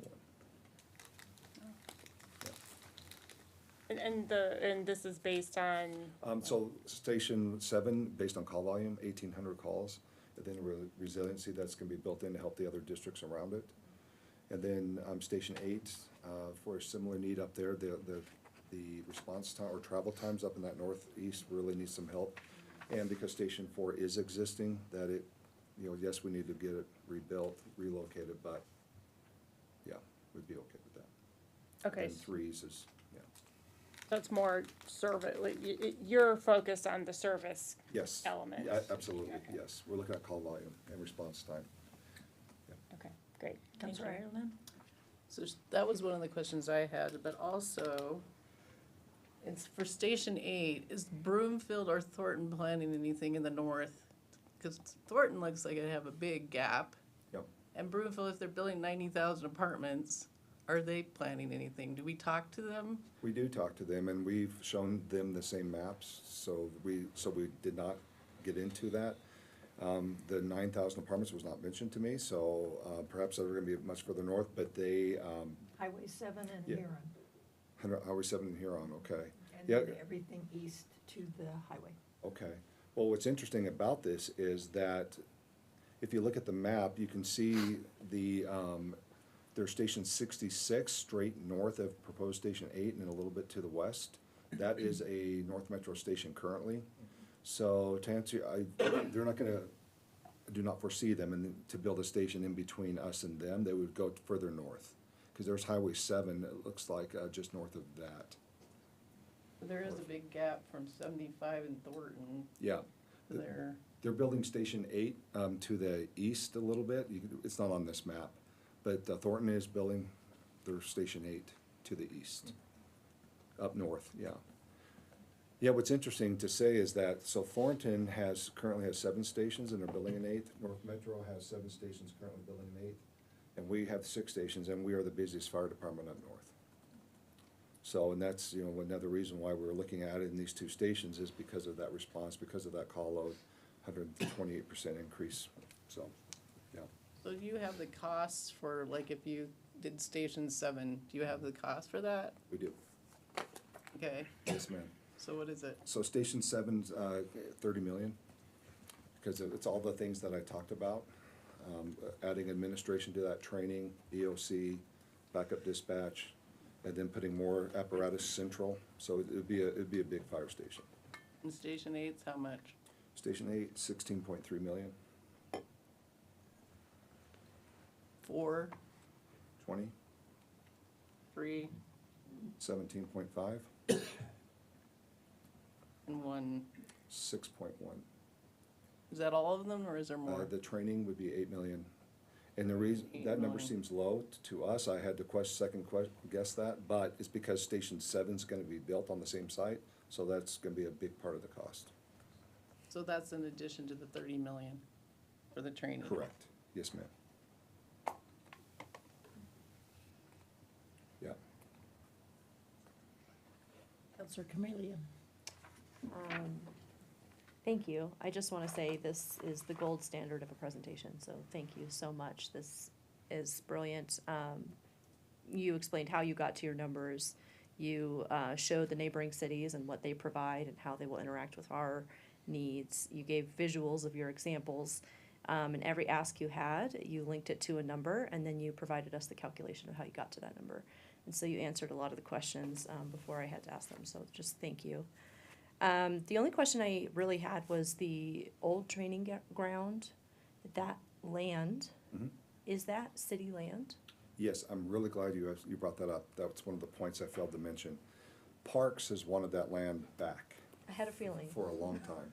So Little Dry Creek.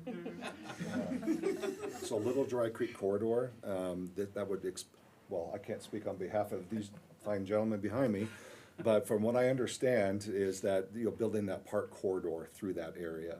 And we've been looking for years to move that tower to another location and give parks that land back. So that would be a big benefit to the southern part of Westminster to have that land back. Thank you. Counselor Hott, did you have anything? I don't have any questions, but again, thank you for the presentation. I think this was fantastic. Thank you. Great presentation. Learned a lot. Are we discussing what the proposal That's was? next. Okay. Because that's where I have the questions. Thank you, Chief. I'd like to invite Ryan Winger down. Ryan's with Magellan Strategies. Ryan's the lead project manager and their director of strategy. Ryan has been with Magellan Strategies since 2007 and managed hundreds of ballot measure surveys for local governments, school districts, and special districts during that time. Staff has worked with Magellan Strategies to bring forward some solutions to the discussion that we're having this evening. So with that, I'm going to turn it right over to Ryan. Sure. Staff, mayor, council, great to be with you this evening. Do you want to run that, or you want me to? I know this is more than willing. This is more slides, and I was gonna apologize to all. I know this presentation more than doubled the size of your packet this evening, but I can promise you that my average time per slide will not be the same as earlier presenters. So we'll move through it quickly, but not too quickly.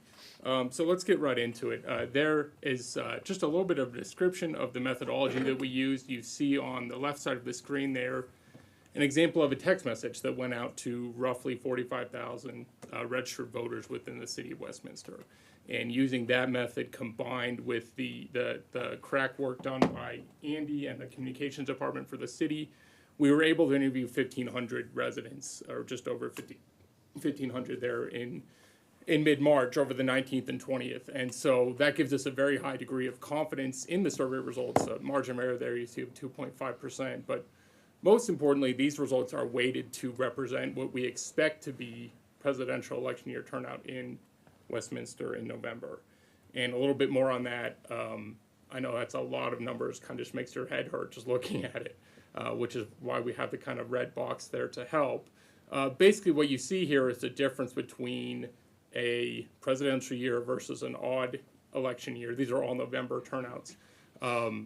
Don't see much difference in gender or by party, you wouldn't expect to, but where you really see the difference is in age groups.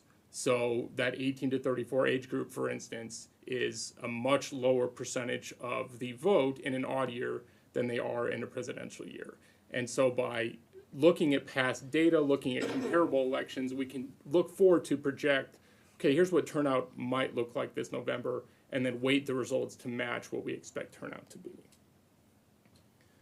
So just getting into, what was the purpose of the survey? What were we trying to achieve here? And the primary objective was to measure support for two different things. One was a 0.5% sales tax increase, the other an 8 mil property tax increase, both to fund fire department capital improvements, as the chief just finished describing. So we educated respondents about the needs of the fire department, but also at the beginning of the survey, just got some general measurements of city services as a whole. As far as some key findings, what we found is that support for a 0.5% sales tax increased from 67% to 70% after respondents read information that was similar to the information that the chief just finished going through. In an ideal world, we would be able to have him make that same presentation to every single voter in the city, but that's not possible. So we tried to replicate that as much as possible. When asked why they would vote yes on that 0.5% sales tax, the common themes were a sales tax is typically viewed as a fair option. It's necessary for public safety and quality services, and it was viewed as affordable by many respondents. Contrast that with the 8 mil property tax increase, which started at 33% support, and after respondents read the information about the fire department and its needs, moved up to 41%. So not there at 50% and significantly lower than support for the sales tax increase. And the other thing I'll note is just both the city in general and the fire department specifically are pretty well liked and have a high job approval among respondents. On that note, here's kind of the first question we asked as we're getting respondents into the survey. Generally speaking, do you approve or disapprove of the job the city's doing, managing services, programs, and initiatives? And this is a really high number. This is a strong measurement at 70%. Only 17% disapprove and 13% don't have an opinion. And you see there, I'm not going to spend a lot of time tonight dwelling on the subgroups on the right side of the slide, but you see there that across the board we have some pretty strong measurements. When you ask a question like that, we didn't want to just leave it there, though. We wanted to ask, for those who said they approve of the job the city is doing, please describe the reasons why, right? And not surprisingly, you get things like the quality of services provided. They're happy with the level of engagement and communication with residents. They're happy with the infrastructure and development work that's being done, and they generally feel safe and have a high quality of life in the city. Among the 17% that disapprove of the job the city is doing, here's their reasons why. A little bit of discontent with infrastructure and maintenance, the rate of urban growth and development. That's something that obviously is not unique to you all in pretty much any community here on the Front Range. there's going to be a group that is unhappy with that rate of growth and development. Public safety and services, communication and transparency. So a lot of the same areas that many folks are happy with, there is certainly a group that is not happy among the 17%. We then wanted to ask, again, we're not getting into specific fire department issues yet, but we wanted to see what are the top 2 or 3 issues or problems that you think the city should be addressing the most. And I will say that in pretty much any community along the Front Range that we've done this type of survey for in the past few years, these are the top 3. And the first 2 is not really a surprise and have probably been this way for the last century at least. It's infrastructure, maintenance, and development, and it's public safety, right? Those are 2 things that are viewed as very core functions and services of any municipality. The third, housing affordability and homelessness, is something that obviously in the past decade or so, certainly in the last 5 years, has really been a rising concern in many communities, and you see that here as well. The next section was just a list of city services and programs, asking respondents to indicate how satisfied they are with each one. And so we'll just go on down through the list here. Parks and recreation programs, facilities, high level of satisfaction there. And then the fire department services, high level of satisfaction there. Those are really the top 2 in terms of what respondents really love and appreciate about the city. Going on down the list, libraries is pretty high as well. Water and sewer, police department services, all up there near 60% who are at least satisfied, if not very satisfied. In general, the services and programs provided by the city, customer service, effectiveness of communication, these are all also in the mid to high 50s. Maintenance of streets and sidewalks, as we start going down the list, ambulance and emergency medical services. And then we get to the bottom here. These are really the bottom 5, but I'll explain that it's pretty typical that these are the bottom 5. For one, flow of traffic on city streets, I don't think you could find any community in this area that would be over 50% who are satisfied with the flow of traffic on city streets. And then those other 4 are low numbers because they have such a high number of people who don't have any experience with them. So it's a high no opinion number, basically. If you've never dealt with municipal court services, you don't really have any frame of reference by which to judge them. Starting to get a little bit closer to the ultimate core topic of the survey, do you agree or disagree with the following statement? City of Westminster is fiscally responsible and spends taxpayer money wisely. This 57% is typically, again, we do this kind of work all over the state of Colorado. That 57% is above average. Oftentimes we'll see it usually about 10 points lower. Typically what we say is anything above 50 is good. And so 57 is a solid measurement. You do have that 25%, the quarter that disagree, and then 18% have no opinion. So those are just the respondents that you ask them out of the blue, hey, do you think the city's responsible and spends taxpayer money wisely? They haven't spent hardly any time thinking about it. They've got other things on their mind, right? And actually, I always say I like seeing that 18%. If that was like 2%, then I would think, okay, we're not talking to really the average voter here, because the average voter is going to include plenty of people that just don't have an opinion off the top of their head on that. So then transitioning to ask some more specific questions about the fire department. How familiar are you with the Westminster Fire Department and the services they provide? 14% very familiar, 41% somewhat familiar. So that makes sense. I mean, honestly, when I first saw this, I was like, well, everyone should pretty much know what the fire department does.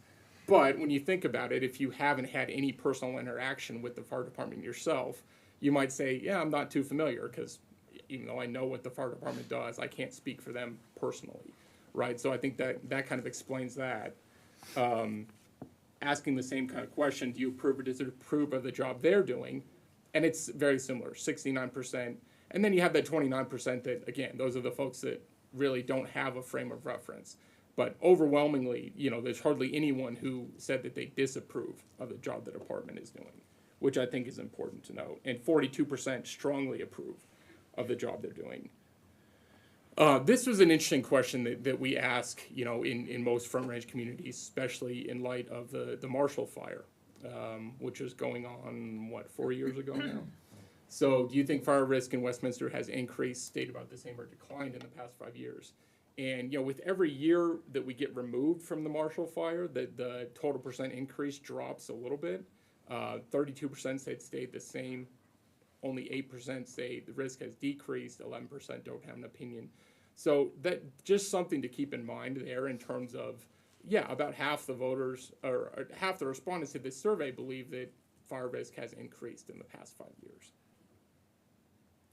And then we want to also ask, do you think the fire department is fiscally responsible and spends taxpayer money wisely? 50% agree, 44% no opinion. Even more, the average voter doesn't really have any kind of perception of how the fire department specifically is spending money. But we always want to ask this whenever we're dealing with any government entity, because we need to know, is there something underlying that's going to be a cause for concern regardless of the specifics of anything that may end up on the ballot, right? And on that note, still not getting specific, but we asked, would you support or oppose a modest tax increase? So we're not saying sales, we're not saying property, we're not saying anything about the kind of tax it is, just saying it would create additional funding for the fire department. 62% would support, 30% would oppose, so you got a 2-to-1 margin there, and 8% no opinion. So those are kind of the initial questions that we wanted to ask before we get into specifics of any kind of ballot measure. But we also want to include a statement like this, which is a very common statement that we include in any kind of ballot measure polling, is that the city has not decided to place a ballot measure before voters this November, and that your participation is going to be very important in helping us to make that decision. So making sure respondents know, stick with us here, your response is important, and we want to hear from you. So then we get into specifics. What is the city considering this November, following our 2 ballot measure questions? So again, we're providing them with information about a sales tax and a property tax. After reading about each one, please indicate how you would vote, and reminding them that only one will be put before voters this November, just to kind of get that idea out of their head. Oh, what if they do both? It's only going to be one. And starting with the 8 mil property tax increase, this is the way that we always ask this kind of question. You don't just want to leave it at 8 mils, because the average person doesn't know what 8 mils means to them personally, right? So we have the math in there for a home valued at $500,000 would cost a homeowner about $20 per month. So they can take that, they can extrapolate from that $500,000 to the value of their own house and get some rough idea of what this is going to cost them. In addition, 1/2 of it would sunset and expire after 20 years, making sure they know that detail, and then giving them the bullet points. Exactly what the chief just finished describing of what would be done with this funding, what would happen, and then if this question were on the ballot this November, how would you vote? 33% would vote yes and approve it, and 58% would vote no and reject it. So we're staring, and in this case, at significant headwinds there to a property tax increase. Pretty much across the board, no one is hitting 50% there among the subgroups. And so this is just kind of important to know going into this. This is where we're starting without any kind of information that's been given to respondents. It's only 33% support. And let's contrast that with the sales tax increase. Obviously, a sales tax increase is something that's a little bit easier for the average voter to understand. Everyone knows what a sales tax is. You don't have to do as much math, but just to kind of take that out of the equation, we're informing them cost a consumer 50 cents on a $100 purchase. Exact same bullet points that we gave them on the property tax and asked how they would vote. And you see completely different result here. 67% would vote yes, 26% would vote no, 7% undecided. So basically twice as popular as the property tax increase option at this point. And 32% would definitely vote yes, 35% would probably vote yes. So this right here is a very solid measurement for any kind of pre-election polling as you're trying to develop a plan moving forward. We could have ended the survey right there, but here's what we do in these kind of surveys is we're now going to share information about why the city is considering these ballot measures. After rating each piece of information, please indicate if it would make you more likely to vote yes or more likely to vote no. And let's get started. The most popular, the piece of information that was most likely to move voters to support any kind of tax increase on the ballot would be the idea that the fire stations will lower the annual cost of homeowner insurance for many residents in the coverage area. And so obviously any kind of ballot measure, it's going to come down to what's in it for me, what do I get out of this.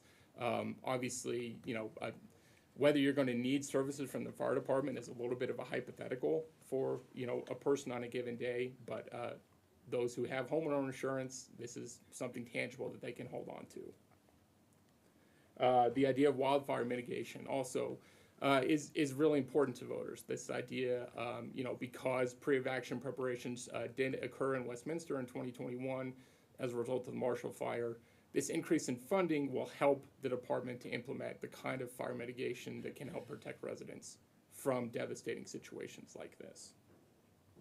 Moving on down the list, again, we're just educating them about the need, about the proposals, just important pieces of facts that they may like to know. There we have the increase in calls, the same data that the chief showed you all in the graph, an increase of 37% just in the last 3 years. If the ballot measure is not approved, the city may have to consider combining its resources with another fire district. And what's that going to mean? Potentially higher cost for Westminster, for higher costs than if there were a sales or property tax. The nice thing about, again, doing a survey like this is we can include images, we can include graphs and charts, and so this is a chart that basically shows that the city of Westminster residents are paying a significantly lower mill levy in terms of a combined city and fire levy because they don't have a fire protection district levy. This was kind of eye-opening for many respondents, obviously, where 71% would be more likely to vote yes if they knew or knowing that information. Then we had a message also about the training, the idea, as the chief described, a new training facility would be at one of these new fire stations, and so they would not have to continue to share that training space with North Metro.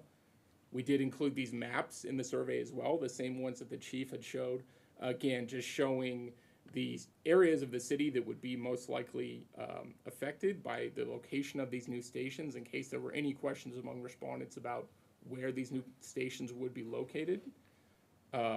Obviously, a big part of any conversation for the fire district is call response time. And so we wanted to drive home that point as well, is that with these new stations, the department can not only maintain current response times, but in fact improve them in a lot of cases. Then we get into specifics. Okay, here's what Station 1 looks like. Does this, if approved, revenue from the ballot measure will fund the remodeling of Station 1, which was built in 1969. There's an image of it. Another factor, the increase in distracted driving. And again, these are ranked in terms of how likely voters are to approve after knowing the information. Distracted driving, number of auto accidents or calling an emergency response from the fire district has significantly increased. Does that move the needle? The replacement of fire stations 3 and 4 with accompanying images of those two buildings.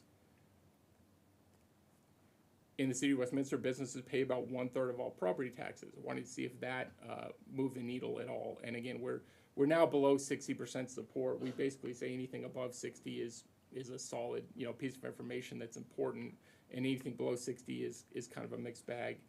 And on this question, we're not necessarily expecting this to move the needle at all, but it's just that, this is the first kind of piece of information that we test, just making sure that the respondent knows that there are 6 stations in the city. The average voter may know the location of 1 or 2 of these, be familiar with them, but they probably are not familiar with all 6. And so just giving them, again, some conception of here's the stations, approximately 114,000 residents, 153 full and part-time employees. So after going through all that information, we're going to ask them the same 2 questions that we had asked before, reminding them that only one is going to be put on the ballot potentially, that 8 mil property tax increase, again, exact same information, and it moves from 33% to 41%. So it's 8-point movement now that they're educated. That's why we call it the informed ballot test, is they have information about why the need is important and what this funding would go towards. Still, that all being said, it is still below 50%, and in any pre-election polling, really the target that we're looking for is really 60%, because there are going to be certain external factors that are going to be out of your control that can start to eat away at support. You don't just want to hang your hat on 50% plus one. But among those 41%, we asked why they would support a property tax increase. Not surprising, they realize the need and they just think community safety is important, and they want to be there and support emergency services that they may have to, avail themselves of. The 49% that would oppose a property tax increase simply believe that property taxes are already too high, or they prefer sales tax or some combination of those. There is a group, obviously, that's dissatisfied with city spending. We saw that a little bit in the previous slides. And then just concerns about fairness and equity, where they believe a sales tax is more fair than a property tax, which only falls on those who own property in the city. On the formal property tax increase, let's see, I think I skipped. Oh, sorry, yeah, so we didn't want to just leave it at 8 mils. We wanted to also ask, hey, what if instead of 8 mils we did a 4 mil property tax increase? Does that move the needle at all, or does that make a difference? And the answer is not really. 45% would vote yes, 44% would vote no, 11% undecided. And so what this shows is it's not the size of the property tax increase, it's the general idea of a property tax increase in and of itself, which I will say is very typical to a lot of surveys we're doing around Colorado right now. Property taxes are just, it's a difficult environment given rising home assessments in the past 12 months. Moving on to the sales tax, again, 0.5% sales tax, spelling everything out for them, and it moves from 67% to 70%. So 3-point movement doesn't seem like a ton, but it was already fairly high to begin with, so it makes sense. And again, we're talking 37% would definitely vote yes. 33% would probably vote yes. So very strong measurement across the board. And the reasons why are, again, they view it as an issue of fairness. A sales tax is in this case viewed as more of a fair option than a property tax. They believe it's important for public safety and service in the city. And they believe that a 0.5% sales tax increase is something that's affordable for them and their family, and they won't feel the impact anywhere near as much as they would with a property tax increase. There is still obviously that roughly 1 in 5 or 22% that would oppose a sales tax increase. Same kind of reasons why folks would oppose a property tax increase. Taxes are already too high, lack of trust in government spending. They prefer the city to take a look at some other way to reduce cost or increase efficiency, and they just are skeptical generally about a need for additional funding at this time. Wanted to ask the same question there. Okay, what about a 0.25 rather than 0.5? Barely moves the needle. So again, it's not the number itself really that we're talking about. It's more just the idea that a sales tax is viewed by many of these voters as being a more fair or a more equitable option than a property tax increase. And then finally, we wanted to ask them, do you have any final thoughts or opinions you'd like to share? Just an open-ended opportunity for them to give that opinion. And then the number one theme was, again, a reiteration of an opposition to property tax increases and a preference for the sales tax increase. They appreciate the transparency they found in this survey and just want the city to spend more time getting that information out there so that everyone is aware of, okay, here's the need. Because the other theme is that these respondents in general want to support the fire department's needs. It's not viewed as something that is unnecessary or something that they really are hesitant to support at this time. They just want to make sure that the funding mechanism is something that makes sense to them. And then also we have survey demographics here as well that show how the survey was weighted. Again, these will match those demographics that I had showed earlier. And I was going through this right before here, and I realized there is a typo here, or basically in the party affiliation, Republican and Democrat should be flipped. In case anyone catches that, I may have been the only one looking for it, but so that is something that is a change that we should make here on these demographic slides. Living situation, income, and with that, I'll take any questions. Questions? Councilor Ireland? So you talked about it lowering your insurance rates on your home. Do you know what that is? No. You don't have an idea if that's true or if it. No, yeah, staff can probably talk to it. I don't know it off the top of my head. Okay. Well, I'd like to find that out. Because if we're Chief, gonna could you- say that, maybe it you better have a couple number. comments about the rating of the fire department and certifications. Well, with the insurance companies, it varies. It's different based on the insurance company and what they do with that information, whether it's a radius on the fire station based on home. With ISO rating, it's a radius of 5 miles with the fire stations typically. Some insurance companies, it's the location of the hydrant, how far is that from your house? So it really varies on the insurance companies. So I don't have a number for the group tonight. Okay. Clear insurance. Anything else? Anybody else? Mayor Pro Tem? Just trying to just step back and couch this in, are we, so I don't know, maybe I missed the evening that we discussed the potential ballot measures and just going out and doing this survey in relation to it. But are there other ballot measures that we should be looking at? Is this the only thing that we're shooting for? And I'm just trying to put this into perspective with anything else that we might be trying to ask.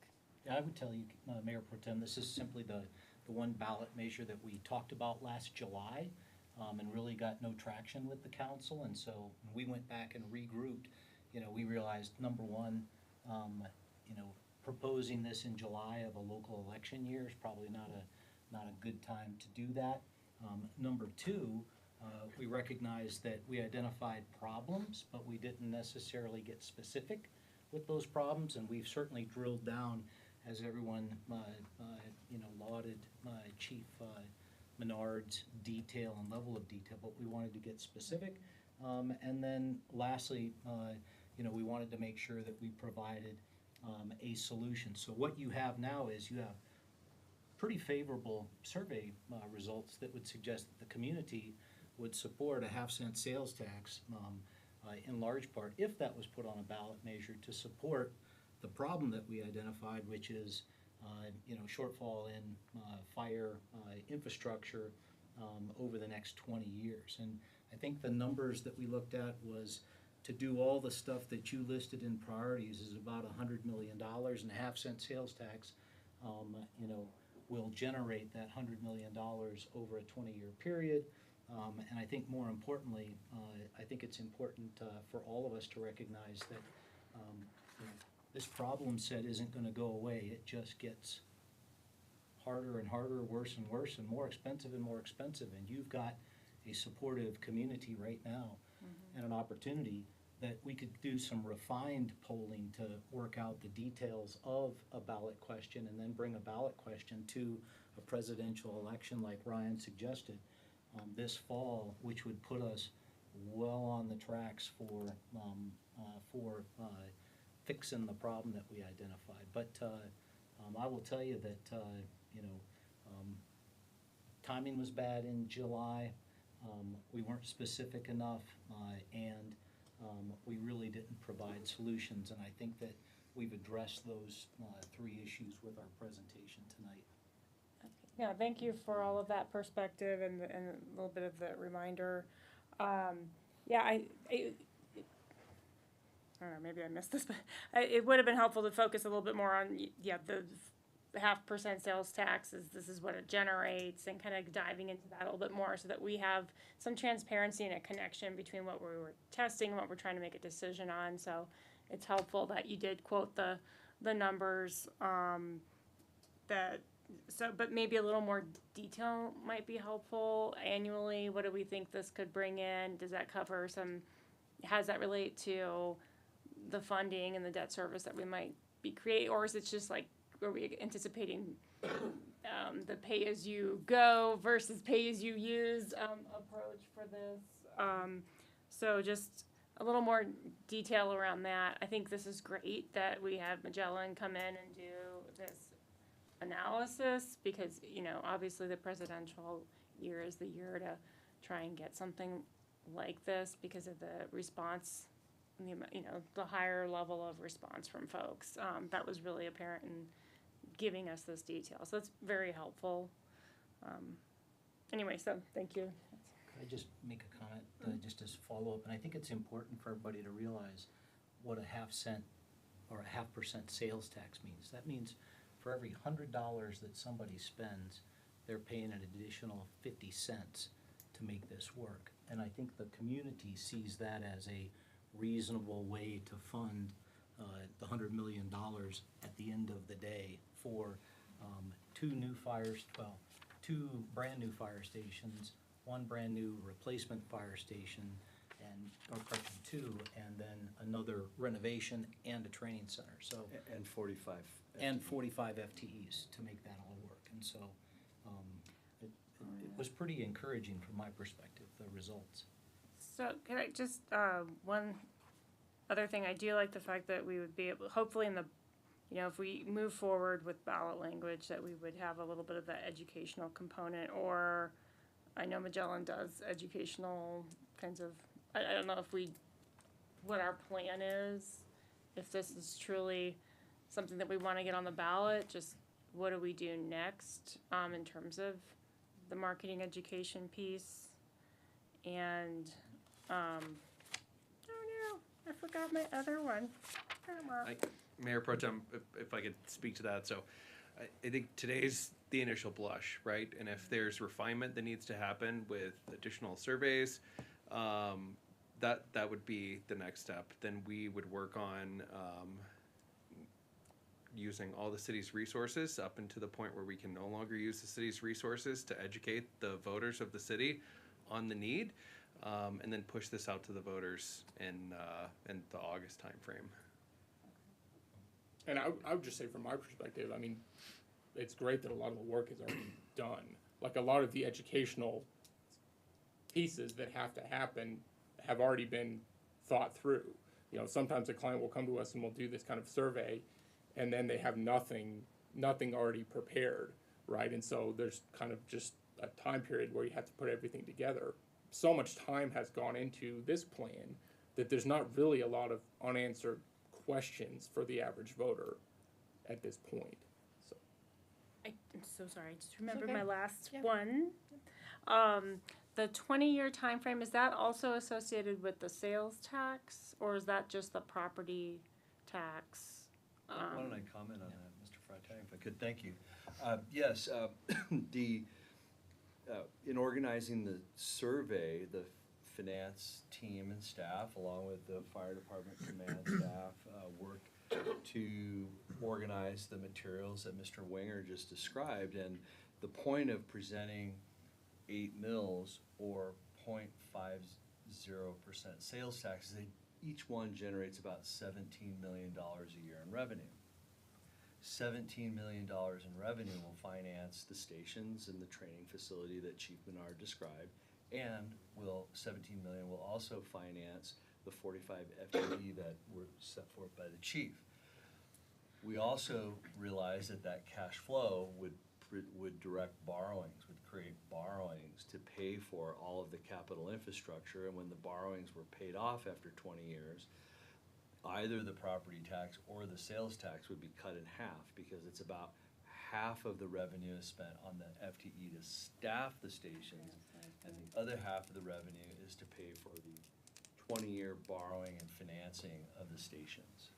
So that was just our general rule of thumb, but as Mr. Lindsay described, our goal is to inform the community and the council ahead of the upcoming strategic planning activity, and for Mr. Freitag to bring a solution along with the problem.